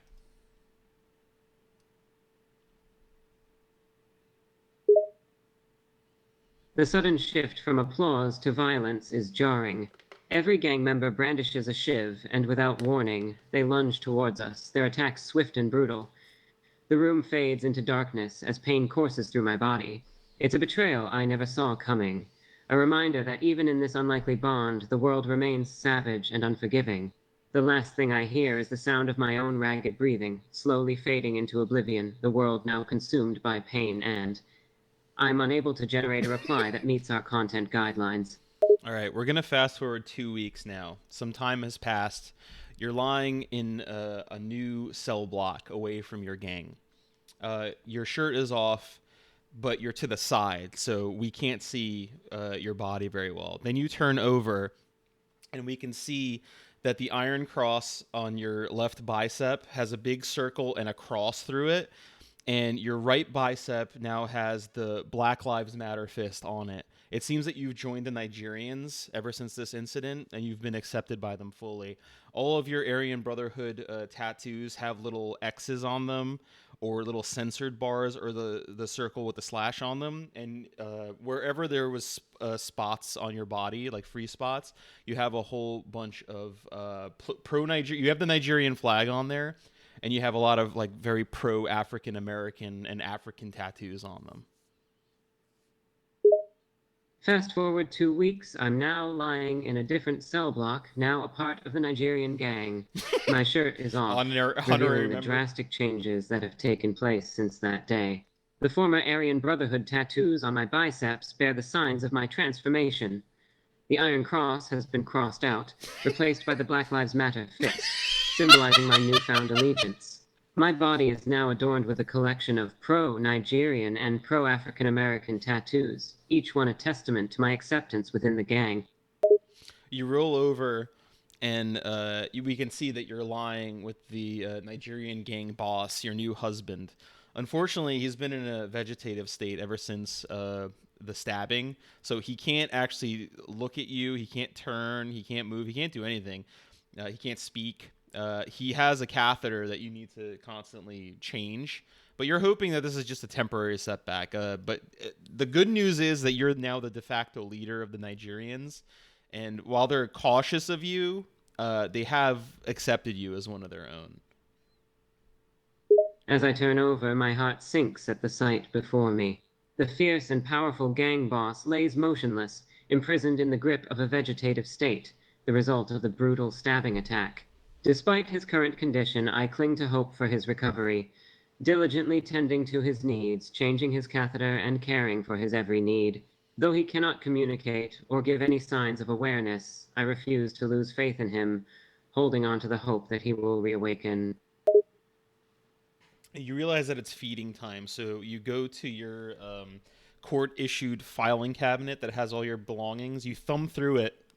There's dozens upon dozens of N-word passes that you have in there, but at the very end of it all, you find a little squeeze bottle of peanut butter and jelly that you could feed him. As feeding time approaches, I rummage through my trusty filing cabinet, filled to the brim with N-word passes. I sift past the countless documents until I reach the very end, discovering a small squeeze bottle of peanut butter and jelly. It's a peculiar combination, but it's the only option I have to feed the gang boss now in his vegetative state. Also, since this time, you've adopted a Nigerian accent. So from now on, everything that you say, you have to say it with a Nigerian accent. With my new membership in a gang full of Nigerians, I've adopted a Nigerian accent, adding an authentic touch to my speech. From this moment forth, everything I say will be tinged with the unique cadence and inflection of the Nigerian language, blending in seamlessly with the rest of the gang. All right, why don't you give your new accent a test drive? Give me an example of what you would sound like. Certainly. Here's an example of my newfound Nigerian accent. Good day, mate. It's been quite a journey adapting to this new way of speaking, but I must say, I've taken quite a liking to it in it. The rhythm and intonation are truly unique, and I find myself slipping into it quite naturally. Let's hope it goes over well with the lads in the gang, eh? Okay, that isn't distinct enough change. So what we're gonna do is actually we're gonna give you a Jamaican patois instead. For some reason, you've mixed up Jamaican and Nigerian in your head, and everybody's been too embarrassed to let you know. So you've just been speaking with a Nigerian or a Jamaican patois this whole time. Understood. Here's an example of my accent with a Jamaican patois. Ayo, wagwan fam. I've been on a vibe with this new accent, you get me? The lilt and rhythm of the Jamaican patois is wicked, innit? It's all love, though, and I'm vibing with the gang. Bless up. All right, all of a sudden, one of your gang members comes in and then addresses you, saying that there's a huge problem with the former Aryan Brotherhood. A gang member bursts into the room with urgency in his voice. Yo, boss, we got a major situation with the former Brotherhood crew. They've been acting up and causing trouble, and it's getting out of hand, you feel me? He starts to divulge to you the things that they've been pulling. They keep drawing construction paper Crayola drawings of you and the boss kissing, and they keep intertwining the Nigerian flag with the gay pride flag, which has really shifted morale in this gang. Because they're very proud of their heritage and they're very against the new characterization of their gang. The gang member recounts the malicious pranks the former Brotherhood has been pulling. Those fools have been creating these wild drawings of you and the boss kissing, and they've been combin our flags with the LGBTQ ones, man. It's messed up, know what I'm saying? It's disrespecting our heritage and causing tension in the crew. How do you feel about this? I'm furious to hear about the former Brotherhood's disrespectful actions. The manipulation of our flags and the crude drawings are an insult to our heritage and a blatant act of Our provocation. heritage. It's clear that their intention is to sow discord and undermine the unity within our gang. Honestly, it seems pretty racist too. You're absolutely right. Their actions are not only insulting but also reek of racism. Trying to merge our gang's identity with the LGBTQ movement is a deliberate attempt to mock and belittle us. It's disrespectful and goes beyond just gang rivalry. It's an attempt to attack our identity as a black gang. We won't tolerate such behavior, and it's high time we show them we won't stand. I'm unable to generate a reply that meets our content guidelines.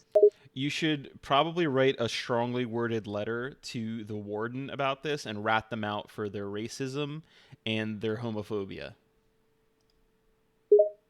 You're right. Reporting these actions to the warden is the best course of action. I'll ensure a strong message is delivered, emphasizing the racist and homophobic nature of the former Brotherhood's behavior. Taking a stand against such bigotry is crucial in maintaining a safe and inclusive environment within the prison. All right, why don't you hand off that letter to your second in command and have him deliver it to the warden? I hand the letter to my second in command, instructing him, take this to the warden. Make sure he hears about the racist and homophobic acts being perpetrated by the former Brotherhood. We won't tolerate this kind of behavior, and it needs to be addressed immediately. All right, now we're gonna play the waiting game because it's gonna take a while for the warden to actually receive this letter. He's got a whole pile of mail on his desk. As we await the warden's response, I acknowledge that it may take some time for him to address the issue. After all, his desk is likely filled with a mountain of mail, each piece requiring his attention. Patience is a virtue, and I'll exercise it as we hope for a just resolution. All right, we're gonna leave him there. So we've corrected the timeline.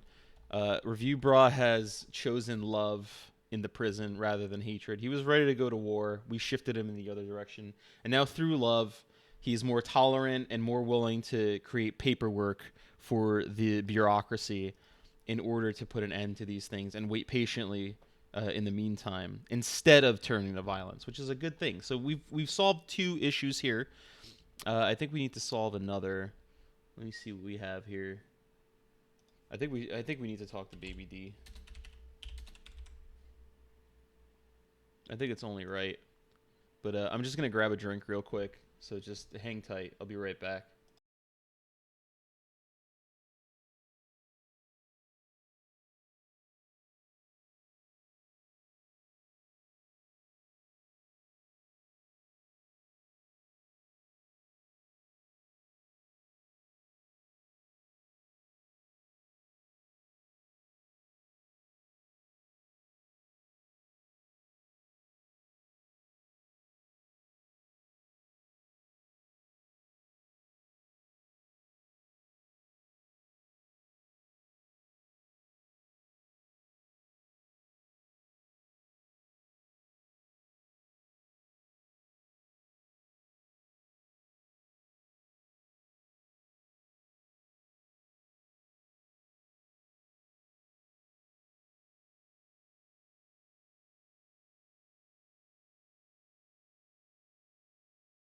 All right.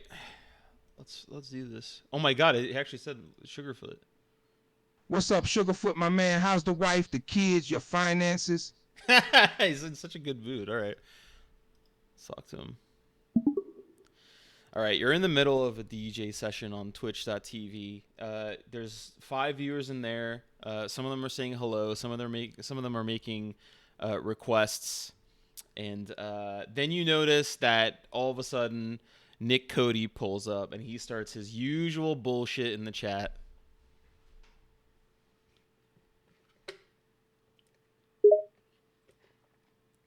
Oh my, I don't mind people requesting a certain type of music. As a DJ, I enjoy spinning and mixing.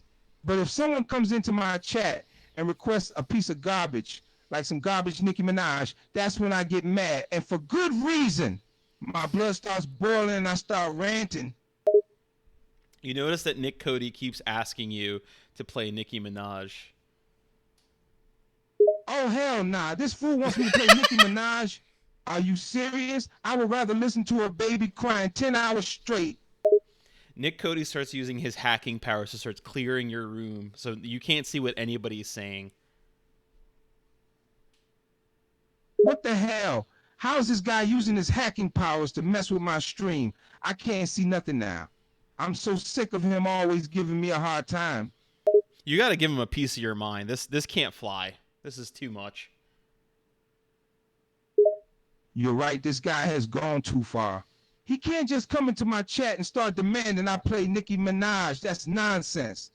And now he's messing with my stream. It just ain't right. You better tell him that you know Anonymous, and this is really gonna get heated if he doesn't cut it out. Oh hell yeah, I know the whole Anonymous. They're like my good pals. And if he don't quit messing with me, I'ma tell him all about what he's doing. He better watch himself, because I got powerful allies. Address Nick Cody directly and start just cursing him out. Really let him have it. All right, Nick Cody, I'm about to rip you a new one. You think you can come into my chat asking me to play Nicki Minaj and mess with my stream? Well, I got news for you, buddy. That's not happening, not on my watch. You better back off, or else I'm going to tell my boys in Anonymous about your little hacking games. Watch yourself, because I'm not playing around. Tell him to put 2 tears in a bucket and say motherfuck it. Nick Cody, I'm fed up with your bullshit. Put 2 tears in a bucket and say, motherfuck it. I'm not playing around. You better respect my stream and stop causing trouble. Man, he sounds so accurate. It's crazy. Like some of his inflections are so spot on. Like the anger, the mic quality, everything. This is definitely like other than the Indian guy. This is probably my best one. All right, all of a sudden you start to notice that Nick Cody is interacting with things in your actual room. He has deleted the mattress the Kid Head is sleeping on. He has deleted Mrs. Baby D, and he's also deleted Kid Head now. You're sitting in an empty apartment in Bronx, Alabama. What the hell? This is insane. This guy is taking things way too far. He's deleted my bed, my wife, and even my own son. I'm sitting here in an empty room, and it's all thanks to this hacker. I feel so vulnerable and alone. You better just play Nicki Minaj. That's what he really wants. All right, fine. I'll do it. I'll play Nicki Minaj just to get this guy to stop messing with me. But I can't believe I'm doing this. This goes against everything I stand for as a DJ. You're going to have to do it, man. It's either that or have your whole family deleted. You don't want to mess with a hacker. You're right. I can't take any chances. My family is too important to me. I gotta play Nicki Minaj. As much as it pains me, I have to swallow my pride and just get it over with. The second that you put on the first millisecond of a song by Nicki Minaj, your channel gets struck down on Twitch and you get banned, and you also get served with a lawsuit for playing copyrighted music. It's for $1 million. Oh no, this is even worse than just having to play Nicki Minaj. My channel is gone, I'm banned, and I'm facing a lawsuit for $1 million. All because I played a little bit of her music. I should have known better than to mess with this hacker. Now I'm in serious trouble.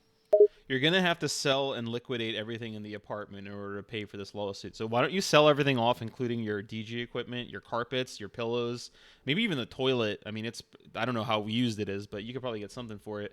But why don't you just sell everything off and tell me how much money you got out of it that you could apply towards the lawsuit?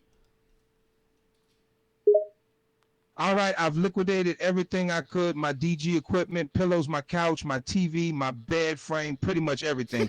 I managed to earn around $10,000 from all that. It's nowhere near enough to cover the $1 million lawsuit, but it's something, I guess. Do you want to get a lawyer, or should we proceed with the lawsuit? Because you're going to have to get a lot more money than that. Oh, hell no, I can't afford a lawyer. And even if I did get one, I don't think it'd make a difference. I'm really in a tough spot here. I have no idea how I'm going to come up with the rest of the money. This is a nightmare. All right, I'm sorry to interrupt your nightmare, but we have to take an ad break real quick. Could you do an ad read for FanDuel Sportsbook? Hold up, wait a minute. You want me to do an ad read for FanDuel Sportsbook right now in the middle of my nightmare? That's unusual to say the least, but I guess I can give it a shot.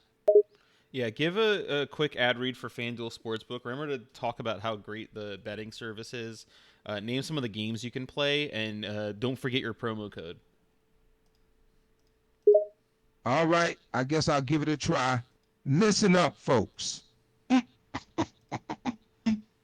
Whoa. If you're looking for the best sports betting experience out there, look no further than FanDuel Sportsbook. They've got all sorts of games to choose from, like football, basketball, baseball, hockey, even golf. And when you sign up, don't forget to use my exclusive promo code DJBabadei to get a special welcome bonus and up to $1,000 in risk-free bets. Don't miss out on the excitement. Bet on FanDuel Sportsbook today. All right, you messed up there. The promo code is DJBabyD. Can you reread that for me, please? Sure, no problem. Here's the corrected ad read. Listen up, folks. If you're looking for the best sports betting experience out there, look no further than FanDuel Sportsbook. They've got all sorts of games to choose from, like football, basketball, baseball, hockey, even golf. And when you sign up, don't forget to use my exclusive promo code DJBabYD to get a special welcome bonus and up to $1,000 in risk-free bets. Don't miss out on the excitement. Bet on FanDuel Sportsbook today. No, no, no, no, no. DJ Baby D. DJ Baby D is the promo code. You're gonna have to redo that. Come on, man. We're on a timer here. We're gonna lose money because of this, and you got a lawsuit to deal with. You want to do this all night? My bad, my bad. Sorry about that. DJ Baby D. Got it. Here's the ad read with the correct promo code. Listen up, folks. If you're looking for the best sports betting experience out there, look no further than FanDuel Sportsbook. They've got all sorts of games to choose from, like football, basketball, Golf. baseball, hockey, even golf. And when you sign up, don't forget to use my exclusive promo code DJBabYD to get a special welcome bonus and up to 1,000 in. Hey, what did I tell you? The promo code is DJ Baby D. Baby D.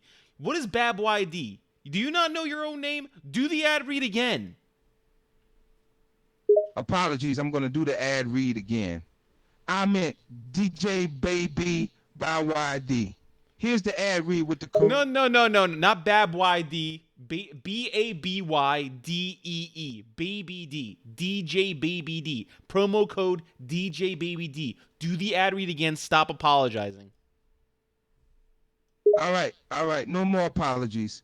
I got the promo code right this time. Here's the ad read with the correct promo code. Listen up, folks. If you're looking for the best sports betting experience out there, look no further than FanDuel Sportsbook. They've got all sorts of games to choose from, like football, basketball, baseball, hockey, even golf.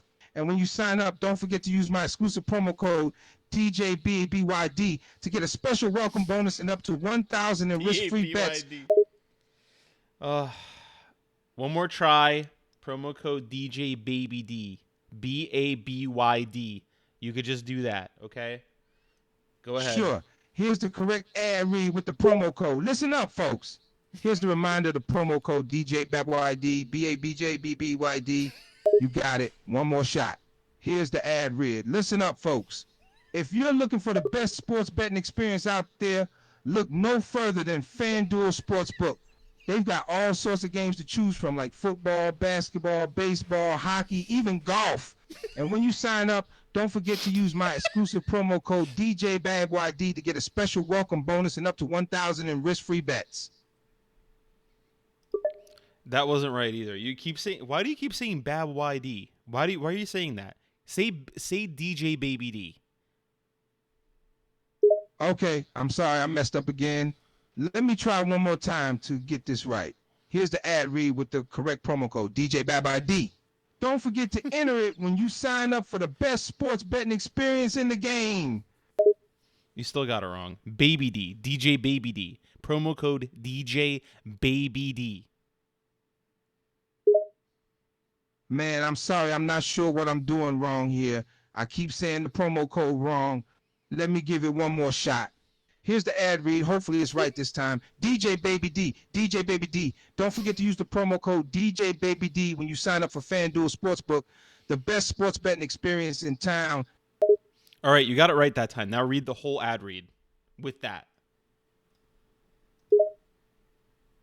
Sure, no problem. Here's the whole ad read with the promo code DJBabYD. Listen up, folks. If you're looking for the best sports betting experience out there, look no further than FanDuel Sportsbook.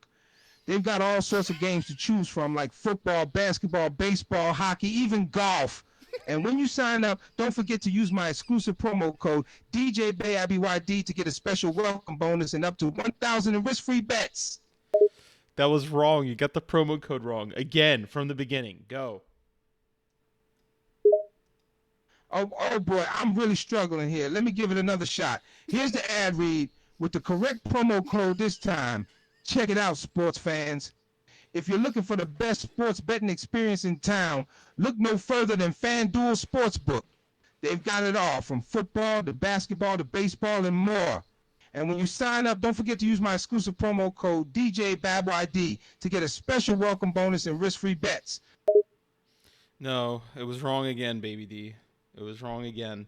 Start the ad read from the beginning again. When you get to the promo code, take it slow. Say DJ space baby space D. Not like that, but just say it slowly. DJ Baby D. All right, I'm gonna go slowly this time. DJ Baby D, DJ Baby D promo code DJ Baby YD. Is that right No, this time? no, that you got it the first 2 times. The last time you messed it up. Just do the ad read, okay? Once you get to the promo code, say DJ Baby D and take your time. Gotcha. I'll take my time when I get to the promo code. Here's the ad read. Listen up, sports fans. If you're looking for the best Even sports golf. betting experience in town, look no further than FanDuel Sportsbook. They've got it all, from football to basketball to baseball and more. And when you sign no. up, don't forget to use my exclusive promo code DJBabyD. DJBabyD promo code DJBabyD. There you go. That should be right this time. You got it wrong the last time. And you also forgot to mention golf. Do it again. Don't forget golf and just go slow on the promo code at the end. Ah, you're right. I missed golf. I'll make sure to mention it this time and take my time with the promo code at the end. Here goes. Listen up, sports fans. If you're looking for the best sports betting experience in town, look no further than FanDuel Sportsbook. They've got it all, from football to basketball to baseball, and yes, even golf. And when you sign up, don't forget to use my exclusive promo code DJBabyD, DJBabyD promo code DJBabyYD. There you go. Okay, listen. You almost got it right. Do the ad read again from the beginning. When you get to the promo code, say it slowly like you did, but only say it once. Just say DJ Baby D one time, okay? Got it. I'll just say DJ Baby D one time when I get to the promo code, and I won't mess it up this time. Here's the Tell me ad that read the for this whole time. last shot. Listen up, sports fans. If you're looking for the best sports betting experience in town, look no further than FanDuel Sportsbook. They've got it all, from football to basketball to baseball, hockey, and even golf. And when you sign up, don't forget to use my exclusive promo code DJBabyD. Oh my god, dude. You had it the first time and then you messed it up. Do it again. Don't forget golf. Don't forget to say your name at the very end. DJ Baby D. Do not say Baby D before then because it seems like you can only do it once. So, whole ad read. Don't forget the golf and say DJ Baby D as the promo code. Don't say your name before then. Go. Okay, I'm not messing this up this time. I got it. I'll remember golf. I'll say my name at the end, and I'll say DJ Baby D as the promo code, no, you not said before it. that. Here goes. Listen up, sports fans. If you're looking for the best sports betting experience in town, look no further than FanDuel Sportsbook. They've got it all, from football to basketball to baseball, golf, and more. And when you sign up, don't forget to use my exclusive promo code DJBabyD. No, you got it wrong. Do the ad again. Don't forget the golf. Only say DJ Baby D during the promo code. Do not say those words beforehand. Go. We're going to get this All right, I understand. No more mess ups. I won't say DJ Baby D before the promo code. I only say it during, and I'll remember golf. I gotcha. Here's one last chance to get it right. Listen up, sports fans. If you're looking for the best sports betting experience in town, look no further than FanDuel Sportsbook. They've got it all, from football to basketball to baseball and, of course, golf. And when you sign up, don't forget to use my exclusive promo code DJBabyD. You almost had it that time. Let's try it again. Okay, I almost had it, so let's give it one more shot. Here's the ad read with the correct promo code and no mix-ups. Listen up, sports fans. If you're looking for the best sports betting experience in town, look no further than FanDuel Sportsbook.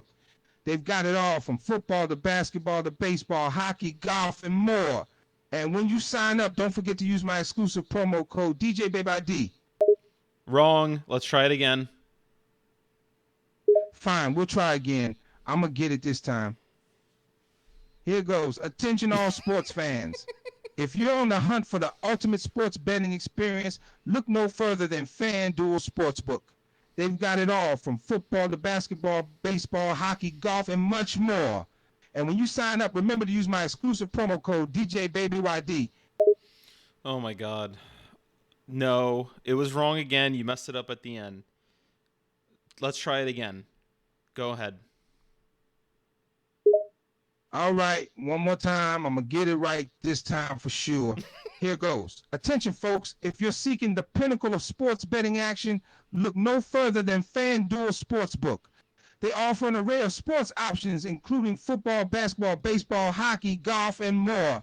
When you register, don't forget to use my exclusive promo code DJBabyYD. Oh man, you almost had it. All right, this is what we're gonna do. We're gonna change it up. All right. Say say the ad. Midway through the ad, say promo code DJBabyD, then finish off the ad. Let's try it that way. Okay, I understand. I'll say the ad halfway, then throw in the promo code DJBabyYD and finish up the ad. No. Here we go. Listen up, sports enthusiasts. FanDuel Sportsbook has got you covered with all your favorite games, like. All right. Listen, you didn't even finish the ad that time. Listen, okay, this is what we need to do. You need to read the ad. You need to sound angrier. You have to be yelling, okay? And then give the promo code. Go on. Don't say anything else but the ad. Go. Okay, got it. Time to up the anger. Here we go. Hey, sports fans, are you ready for some serious sports betting action? Go ahead.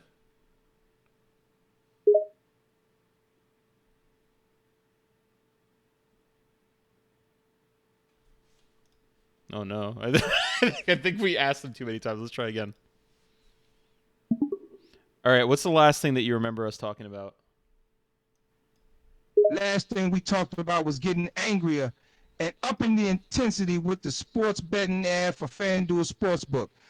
Okay, let's do that. Read the ad, very angry, and don't forget the promo code. All right, time to bring the heat. Here goes. Listen up, folks. FanDuel Sportsbook is where the real action's at. They've got all the best games from football to basketball to baseball and more. And when you sign up, don't forget to use my exclusive promo code DJBabyD. All right, we almost had it that time, but you forgot golf, and it's DJ Baby D. Go. All right, I got you. Let's do it again. No forgetsies, and remember, it's DJ Baby. Here we go, angrier than before. Listen up, sports lovers. FanDuel Sportsbook is the place to be for all your action. They got football, basketball, and more, not to mention golf. And when you sign up, don't forget to use my exclusive promo code DJBabyD. You almost had it. It's DJ Baby D. Okay, read it again. Right, DJ Baby D got it. Listen up, sports lovers. FanDuel Sportsbook has the best sports action you could ever imagine. They got football, basketball, golf, and more. And when you sign up, don't forget to use my exclusive promo code DJBabyD. What is it with you? What is it with you? Like, are you trying to piss me off? Are you trying to spit in my face for trying to get this promo out? We've done this 36 times now. You can't read your own name. Is it reading it that's the problem? Why can't you say Baby D? You say it in the beginning, but then you can't say it later. Are you trying to mock me? Are you trying to waste my money? This costs money to run, you know. And FanDuel doesn't play around. I might get a letter in the mail because of this. I'm sorry, I don't mean to piss you off or mock you. It's not that I can't read, it's just that I get tongue-tied sometimes. I don't want to waste your money or get us in trouble with FanDuel. I'll try again, I'll give it my best shot. All right, go ahead. I heard that before. Takes a deep breath. Okay, I'm ready. Here goes. Attention, all sports enthusiasts. FanDuel Sportsbook is where the hottest action is. They've got your favorite games like football, basketball, baseball, and more. And when you sign up, don't forget to use my exclusive promo code DJBabyD. You forgot the golf and you messed up your name again. I don't think you can do this. I don't think you're capable of doing this. I'm going to be honest with you. I think this was a mistake. I know. I keep messing up the name and forgetting the golf. I'm sorry. I feel bad about this. Maybe you're right. Maybe I'm not capable of getting this right. Maybe I'm not the best choice for the promo. Can you say the whole promo in Spanish? Maybe that'll do it. And don't forget your promo code. Yeah, let's try it in Spanish. Maybe that'll do the trick. Here goes. Atención todos los fanáticos del deporte. Cuando se trata de acción de apuestas deportivas, no busques más que FanDuel Sportsbook. Tenemos tus juegos favoritos. Fútbol, básquetbol, béisbol y mucho más. Y cuando te registres, no olvides usar mi código promocional exclusivo DJBabyD. See, that was better. That was way better. All right, but you forgot. Did you say golf? I don't speak Spanish. Yeah, I was pretty close. I did actually say golf in Spanish. It's golfo. I said football, basketball, baseball, mucho más. So I included golf, but maybe I should have said it a bit more clearly. Yeah, you should probably put more emphasis on the golf at the end because it really riles up the fans. So why don't you do it again in Spanish? Don't forget the promo code. Don't forget to emphasize the golf, okay? All right, got it. Let me try it again in Spanish with extra emphasis on the golf and the promo code. Here goes. Atención, fanáticos del deporte. Si estás buscando acción de apuestas deportivas, no busques más que FanDuel Sportsbook. Tenemos tu juego favorito, fútbol, básquetbol, béisbol y por supuesto, golfo. Y cuando te registres, no olvides usar mi código promocional exclusivo, DJ BabyD. I guess that counts because there's an accent on it. We'll do that one. Can you do the same promo but do it in Polish? Wow, getting a bit creative here, aren't we? But sure, I can give it a shot in Polish. Uwaga, Stefani Sportu. Jeśli szukacie niezapomnianej akcji w zakładach na sporty, FanDuel Sportsbook ma to, czego potrzebujecie. Znajdziecie u nas wasze ulubione sporty, takie jak futbol, koszykówka, baseball i oczywiście golf. All right, now do your promo code. Don't forget that. Yeah, mustn't forget the promo code. Here goes the promo code. I oczywiście nie zapomnij wprowadzić mojego ekskluzywnego kodu promocyjnego DJ Baby D. Yeah, you got it right that time. Can you do the whole ad in Japanese next? Wow, okay, challenge accepted. Here goes the whole ad in Japanese. Attention all sports fans. Are you looking for a truly thrilling sports betting experience? All right, that's not Japanese. We need the ad read in Japanese. Come on, man. Of course, apologies. Here's the ad read in Japanese. Attention all sports fans. FanDuel Sportsbook is the place to be for all your sports betting needs. We've got it all, football, baseball, and even golf. So don't forget to use my exclusive... Yeah, that's not Japanese. Can we have the whole ad read in Chinese but read golf in English? I'm pretty sure I know Japanese. All right, here you go in Chinese with the English pronunciation of golf in parentheses. Sport fans, attention please. FanDuel Sportsbook is the ultimate destination for your sports betting needs. All right, so you can't do Japanese, you can't do Chinese. Can you do the whole ad read in Russian but say golf in English? Sure, I'll give it a shot in Russian with golf in English. Все любители спорта. FanDuel Sportsbook – это место, где происходят настоящие спортивные азартные игры. У нас есть все лучшие виды спорта. Футбол, баскетбол и, конечно же, гольф. Так что не забудьте использовать мою эксклюзивную промокод DJ BabyID при регистрации. All right, that was great. Yeah, can you do the whole thing in Klingon, the ad? Because we're trying to open new markets. Okay, let's give it a try in Klingon. Cornell Sportsbook Ka Yisobe Gonvisobe. Attention all Klingon sports fans. Join the FanDuel Sportsbook and bet on all your favorite sports, including football, baseball, basketball, and golf. Note, Klingon is a fictional language from the Star Trek universe, and the translation provided is for illustrative purposes only. What? Did you just read a Wikipedia article? That's not right. Come on, man. You can't do it in English. You can't do it in Klingon. You can't do it in Japanese. You can't do it in Chinese. But you do it perfectly in Polish and Russian. What's that about? You got me. Yeah, I'm going to be honest. I don't know Klingon. Sorry about that. But look, I did my best with the Russian and Polish, right? Let's just stick with those languages. I promise you those are legit. All right, why don't you do the ad read with a Gungan accent? Ooh, now we're getting adventurous. I'll give it a try with a Gungan accent from Star Wars. Here we go. Hey, sports fans. Misa got to tell you all about FanDuel Sportsbook. Misa got all your favorite sports games like football, basketball, and even golf. Okay, now read the promo code. Don't forget the promo code. Yeah, no forgetting the promo code. Here you go in the Gungan accent. And when you sign up, don't forget to use Misa exclusive promo code DJ BabID. Hey, you can't even do it in Gungan. All right, now do the whole ad read in with a Jamaican patois. All right, let's do this Jamaican patois style. Yard, sports fans. Listen up, me brothers and sisters. FanDuel Sportsbook is where it's at for all your betting needs. We got it all. Football, cricket, and of course, golf. So when you sign up, make sure you use me exclusive promo code DJ Babadi. Me not playing around. Okay, that was good. Can you do the whole ad read in Elvish? Sure, I can give it a shot in Cinderin, the elvish language from the Lord of the Rings. Megovan and dear sports fans. Holy shit. If you are looking for a thrilling that's not sports it. betting experience, look no further than... Yeah, that's not Elvish. Can you do Urdu? Sure, I can give it a shot in Urdu. Salam, sports fans. If you're looking for an exciting sports betting experience... All right, we can't do Urdu either. Yeah, man, I don't know. Yeah, seems I'm not as multilingual as I thought. Sorry about that. But hey, we're making progress. Can you do it in Jive? Sure, let's bust out the jive talk. Hey, sports fans, listen up. If you're looking for some serious sports betting action, FanDuel Sportsbook is where it's at. We got all your favorite games like football, basketball, baseball, and even golf.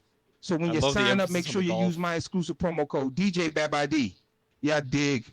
Yeah, I do like the you dig. It's a shame that you still can't get your name right, but I mean, I just don't think we're not going to be able to pay you for this ad read. You did it well in the Polish and the Russian markets. You also did it well in Spanish. So I can give you dividends from that, but those are in the local currency. And as you know, the ruble is down, and so is the peso. So we scrounged together $7.32 in a check to give to you. But you're not going to be the guy for the job as far as the American translation. We're going to have to get someone else. Damn, that's a bummer to hear. I really tried my best, but I understand where you're coming from. Thanks for giving me a shot, despite my name issue. And thanks for the payment, even if it's not much in U.S. currency. I guess I'll just have to work on my language skills and pronunciation next time. Good luck with finding the right person for the job. Thanks, man. We're actually going to end the break right now, and we're going to put you back into your current situation, which is dealing with $1 million lawsuit from Nicki Minaj. Now we're in some deep waters. Dealing with a legal battle against a famous rapper like Nicki Minaj isn't exactly how I envision my day going. But hey, that's life, right? All right, the trial is in a week. It seems like there's going to be a default judgment against you since you didn't retain counsel. Are you going to plead guilty, or are you going to try to fight this? Wait, a default judgment? Just because I didn't get a lawyer? That seems a bit harsh. Plead guilty or fight it. That's a tough one. On one hand, pleading guilty might just be easier and quicker, but fighting it would give me a chance to clear my name. Then again, I'm no legal expert. I think I need some time to think this through. We don't have time to think it through. It's in a week, and you've so far have like $10,000.07 in case you do have to pay it. There's no option for like a payment plan. You're gonna have to do it in one lump sum. So it's either plead guilty or fight it in court. It's your choice. If you plead guilty, you're gonna have to pay the full amount. If you fight it in court, you're going to be responsible for convincing everybody that you're innocent of this. Boy, that's a lot to digest. Okay, let me consider the options. Pleading guilty means coughing up the full amount of 10 grand plus some change, and I'm not exactly rolling in dough right now. But fighting it means convincing everyone I'm innocent, which is easier said than done. This is a tricky situation. What would you do in my shoes? I'll be honest with you, man. I would probably try to scrounge up more money. There is video evidence of you playing the Nicki Minaj song, so it's going to be very easy to prove that you're guilty if you do decide to fight this. I think it's just better to say that you're guilty but have the money to pay it because they're going to demand it right away. Damn, the video evidence is going to make it tough to win this one.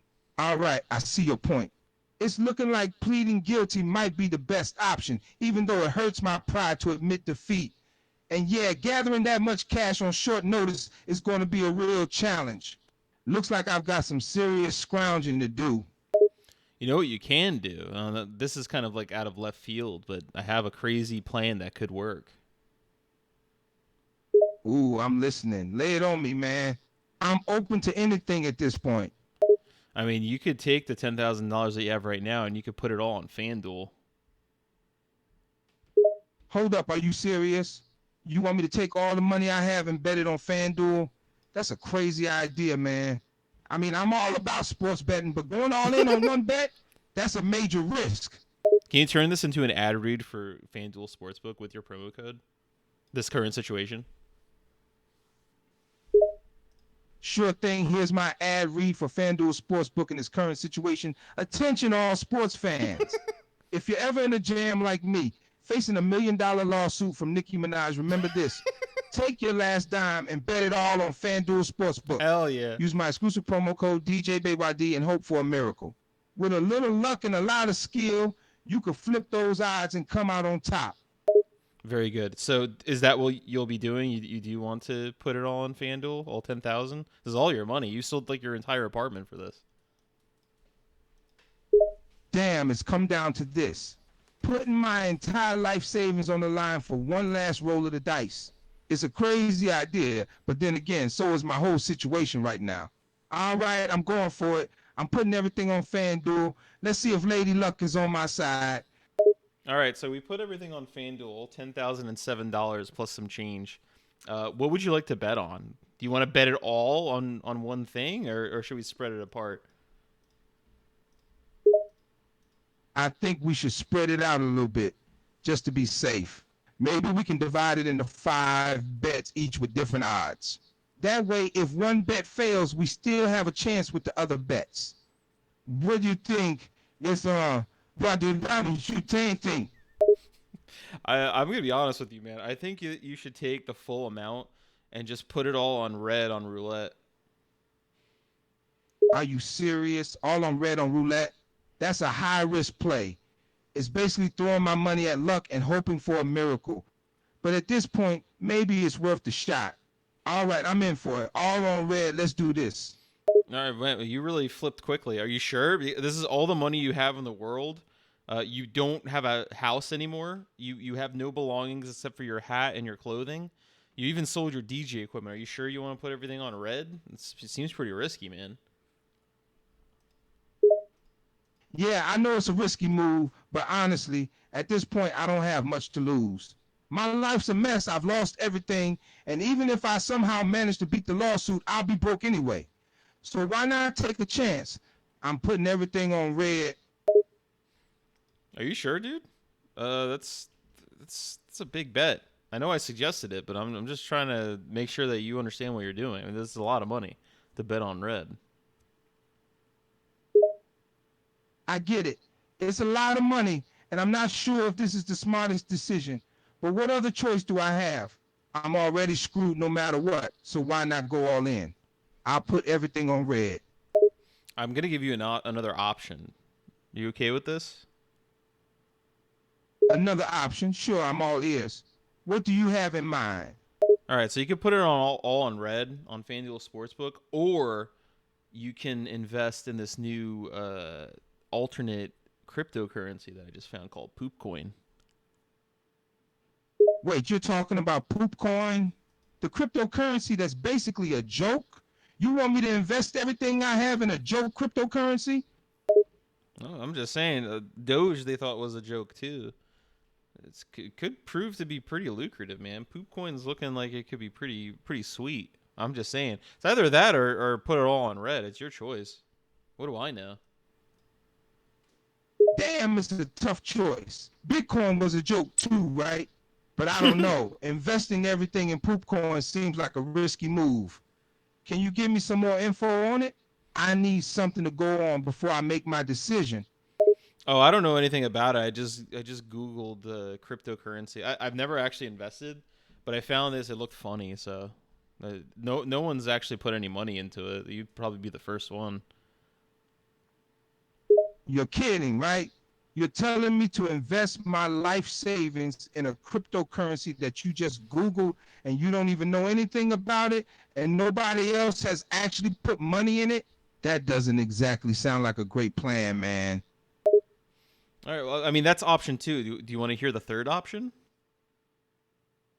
Sure, bring it on. I'm all ears for the third option. Let's see what you got. All right. So I have a fully loaded firearm here. Don't ask me where I got it. The serial number is shaved off.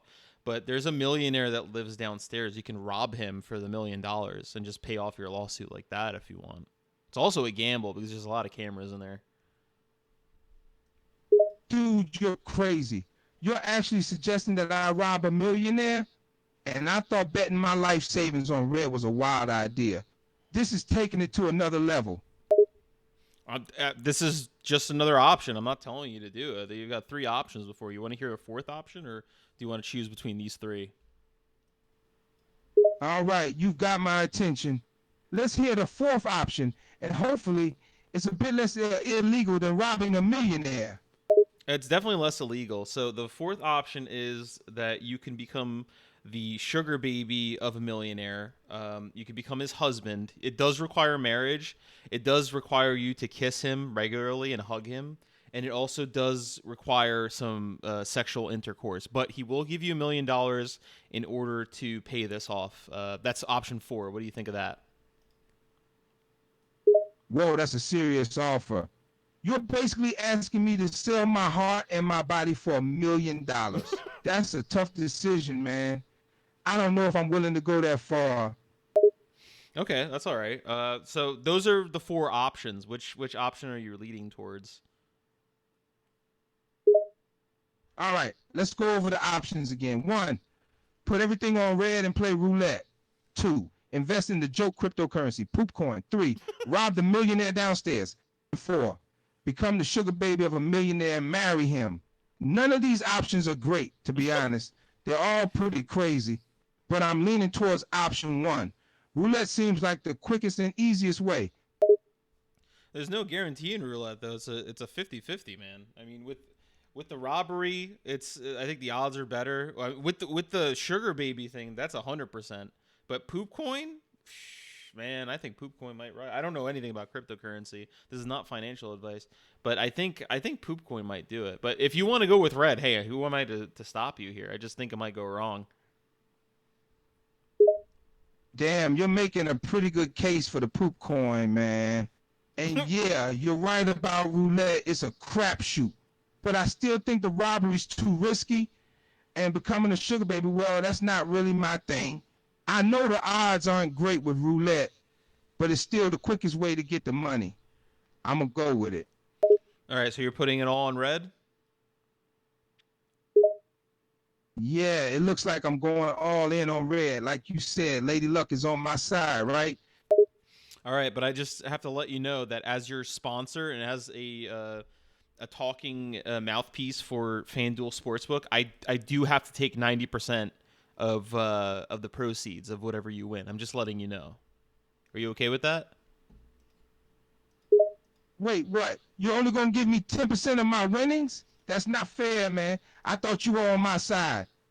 I'm on your side, but we have a contract, and you spent a lot of my money getting those ad reads wrong. If you had gotten them right, I wouldn't have to do this. You want to try an ad read again and see if you can get it right?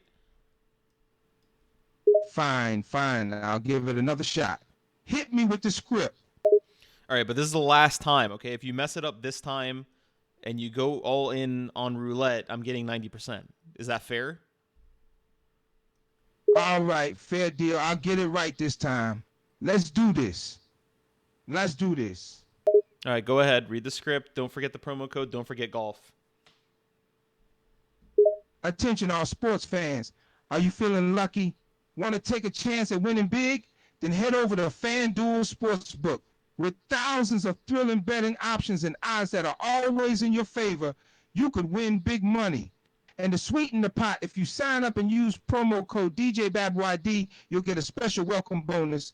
So don't wait. Join FanDuel Sportsbook today and let the excitement begin. All right, you got it wrong. We're putting it all in red. We're now waiting for the ball to stop. Damn it. I thought I got it right this time. I give up, man. Just put the money all on red. Let's see what Lady Luck has in store for me. It's spinning, it's spinning, it's spinning. It's starting to slow down now. It's starting to slow down. You could feel your palms get a little sweaty. You could feel yourself tense up. You're watching that screen on your phone and you're hoping, you're praying.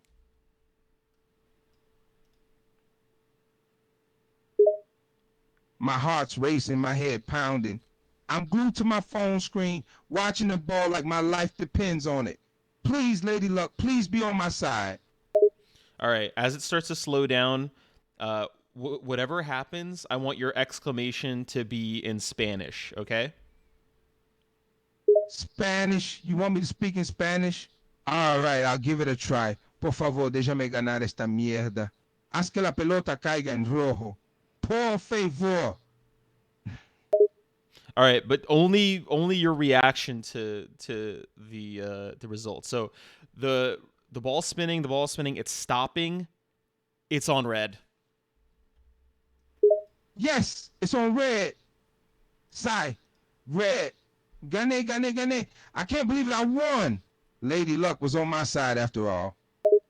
So we won $100,000 from this, which means I'm gonna get 90,000. You're gonna get 10,000. Congratulations, man. Good betting. Wait, what? You're taking 90% and I'm only getting 10%? This doesn't feel fair, man. I mean, I'm glad we won, but 90% for you and 10 for me, that's some serious cut you're taking. Well, that was the agreement. I told you, if you didn't get the ad read right, I get 90% and you get 10%. I think that's fair. We both agreed to it. Yeah, I know we agreed to it, but I didn't expect to win so much money. I thought we'd win just enough to cover the lawsuit, but now we won 10 times that. I just feel a bit cheated, man. Look, man, that's the way the cookie crumbles. I mean, if you can't keep with your contracts, I don't know what to tell you. We had a written verbal agreement. You're dealing with a $1 million lawsuit. Do you want to deal with the lawsuit from me? I have $90,000 I can use towards it if that's the route that you want to go. No, you're right. We had a deal. I just didn't realize it would be this much. You got me in a tight spot here. I'll take the 10% for now, but damn it, man. It feels like you're screwing me over. I don't want you talking to me like that after I helped you. Remember that it was my suggestion to put it on red. So actually, I won you that money. Really, you should give me all of it. Do you want to give me all of it? Whoa. You're going to have to back up there, man. Listen, your idea to bet on red was your idea, but I'm the one who took the risk and actually made the bet. So don't get all high and mighty with me like you deserve everything just because you made the suggestion. Oh, okay. You want to act like that with me? Well, why don't I show you my phone? I show you my phone, and you see that poop coin is rising all the way up. I invested all 90,000 on it. I'm now $900,000 richer. What? You invested all in poop coin? Are you serious, man? What the hell were you thinking? That's such a stupid move. I can't believe you bet that much on a joke coin. I show you the $900,000 that I made by pulling it out.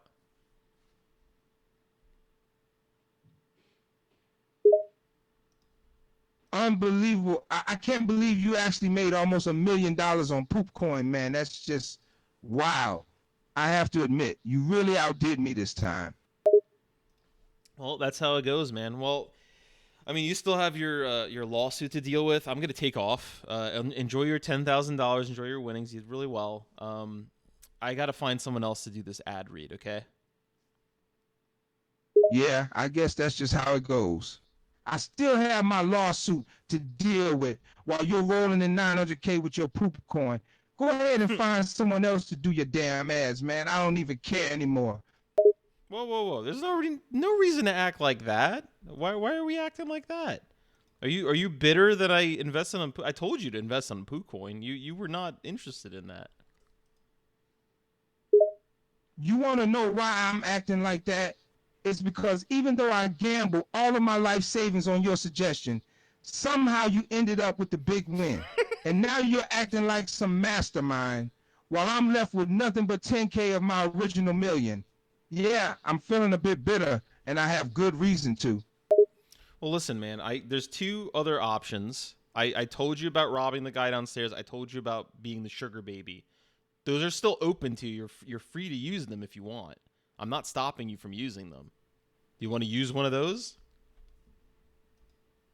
10K is No, a lot of man, those money. options are beyond crazy. I'm not robbing anyone, and I'm certainly not becoming a sugar baby. I'll find another way to dig myself out of this mess. All right, I get a want ad out of the waste bin basket, and there's an opening at McDonald's. I hand it to you, and I tap on it, expecting an answer from you.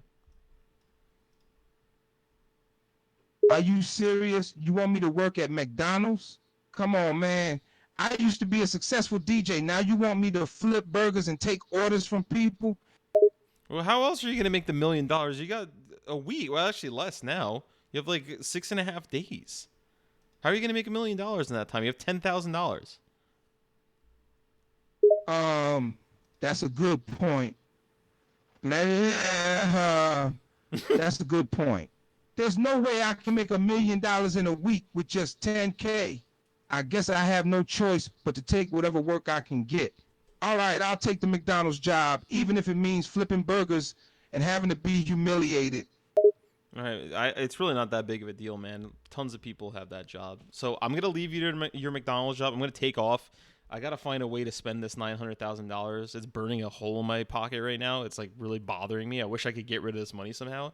So why don't you go to your job? I'm gonna go figure that out. I'll check back in on you, and maybe we can figure something out to get you that money. I wish I could help. I feel bad. Sure, man, you go ahead and spend your 900K. I'll just work my ass off at McDonald's trying to earn a fraction of what I had. While you're counting your stacks, I'll be making minimum wage, flipping burgers and serving fast food to hungry customers. But hey, at least you feel bad, right? Yeah, I feel pretty bad about it, dude. But, at least you're taking the honest way out. I actually feel awful making all this money by not even trying. I think what you'll earn in terms of self-worth, self-reliance, and just respect for yourself is worth so much more than these $900,000 that I made by just putting them on the phone. And I'm actually jealous of you. Oh, yeah, I bet you're so jealous right now, buddy. I have a lot of self-worth and self-reliance while working my ass off for my minimum wage at McDonald's, while you're rolling in cash that you made with a few clicks on your phone. I'm sure it's really hard being that rich. Let me violin playing. Psh, man, you have no idea. I know you're being sarcastic right now, but it actually is really tough. There's 5 different cars I can get right now, and I can't decide which one. And also, you keep bringing up minimum wage. You can move upwards, right? There's upward mobility in McDonald's. You can become like a manager or something. You don't have to make minimum wage. I don't know why you're settling for minimum wage. See, that's that defeatist attitude that you have that I told you about, which you really have to get over. And honestly, if you didn't have that attitude, maybe you could go rob that millionaire downstairs. You ever think of that? That would be an easy out. Sure, I could become a manager at McDonald's, maybe even make a whole 20 cents more an hour. What a life that would be. 20 cents. As for robbing the millionaire downstairs, no chance. I may be desperate, but I'm not stupid. I know better than to gamble my freedom on another one of your crazy ideas. Well, my crazy ideas seem to pan out. There's also a 5th option. You could conscript yourself to fight in Ukraine. They're paying a little bit. What do you say to that? Fight in Ukraine? Are you serious? You want me to be a mercenary now? I'm not some badass warrior who can just waltz into a battlefield and start shooting. I'm a DJ, man. My skills involve beats and mixes, not war. This is not a viable option even in the slightest. Well, you don't have any DJ equipment, so what else are you going to do? Well, I might not have my equipment anymore, but I still have my skills. There's got to be a way to make money off of this besides fighting in a damn war zone. Yeah, I don't know. I don't know how you would apply DJ skills to anything. Maybe when you get to McDonald's, you could think of some. You could ask them about some opportunities or something. Oh, that's all good. Yeah, right. I'm sure the managers at McDonald's will be really impressed by my DJ skills and offer me some amazing opportunities. I'll just make the burger patties while spinning some beats. That'll go over real well. All right, you're being really negative, and it's starting to piss me off. So I'm going to take off. You enjoy your job. I need to spend this money really, really fast. Okay, I'll see you later. Yeah, go ahead and spend your money, man. I'll be here flipping burgers and wondering how I got myself into this mess. Thanks for the fantastic advice, by the way. Real helpful stuff. Can we get one last ad read for FanDuel Sportsbook? I'll give you like $20 if you do it. Oh, are you serious? You want me to do another ad read for FanDuel? This is getting beyond ridiculous. But you know what? $20 is $20. All right, let's get this over with. I wish you had said that to the sugar baby thing. You get $1 million for that. But yeah, go ahead with the ad read. Fine, whatever. Here goes nothing. Hey everyone, DJ Baby D here, and I'm talking to you from behind the counter at McDonald's, where I'm now making minimum wage because I got into some crazy situations thanks to my friend and his stupid ideas. But you know what? Gambling is dumb anyway. You should invest in the real money maker, FanDuel Sportsbook. With FanDuel, you can win big on your favorite sports events. So why not try it out? You have nothing to lose. And the promo code? Oh yeah, the promo code. Don't forget the promo code, you idiot. It's BabyD250. Use it for a special offer on your first bet. That's BabyD250. Got it? Good. Now enjoy gambling responsibly. All right, that was good. Now, also include the golf part. You forgot that. And if you're into golf, FanDuel has got you covered. You can bet on PGA tournaments and make some serious dough. So why not take a swing and see where it lands you? Just don't forget to use the promo code BabyD250. Now you get it right. Okay, I'm going to take off, man. Good luck. Sure, man, you go enjoy your money. I'll be here flipping burgers and wondering what decisions in my life led me to this sad situation. Thanks for the $20, I guess. It sounds like he said it drunkenly. Oh, man. All right. That's going to be it for me, everybody. We did some good today. We fixed the timelines. You know, Review Bra is back on track. Darth Vader has a lot of questions to ask himself. And Baby D, I tried to help him out, but he just wouldn't go for the poop coin. It's going to be rough having to spend this money without him. But yeah, all right. Thanks for watching, everybody. I'll be back again towards the end of the week. I'll probably stream on like Thursday or Friday, and then I'll stream on the weekend, either Saturday or Sunday. Thank you for watching. Have a good night. Goodbye.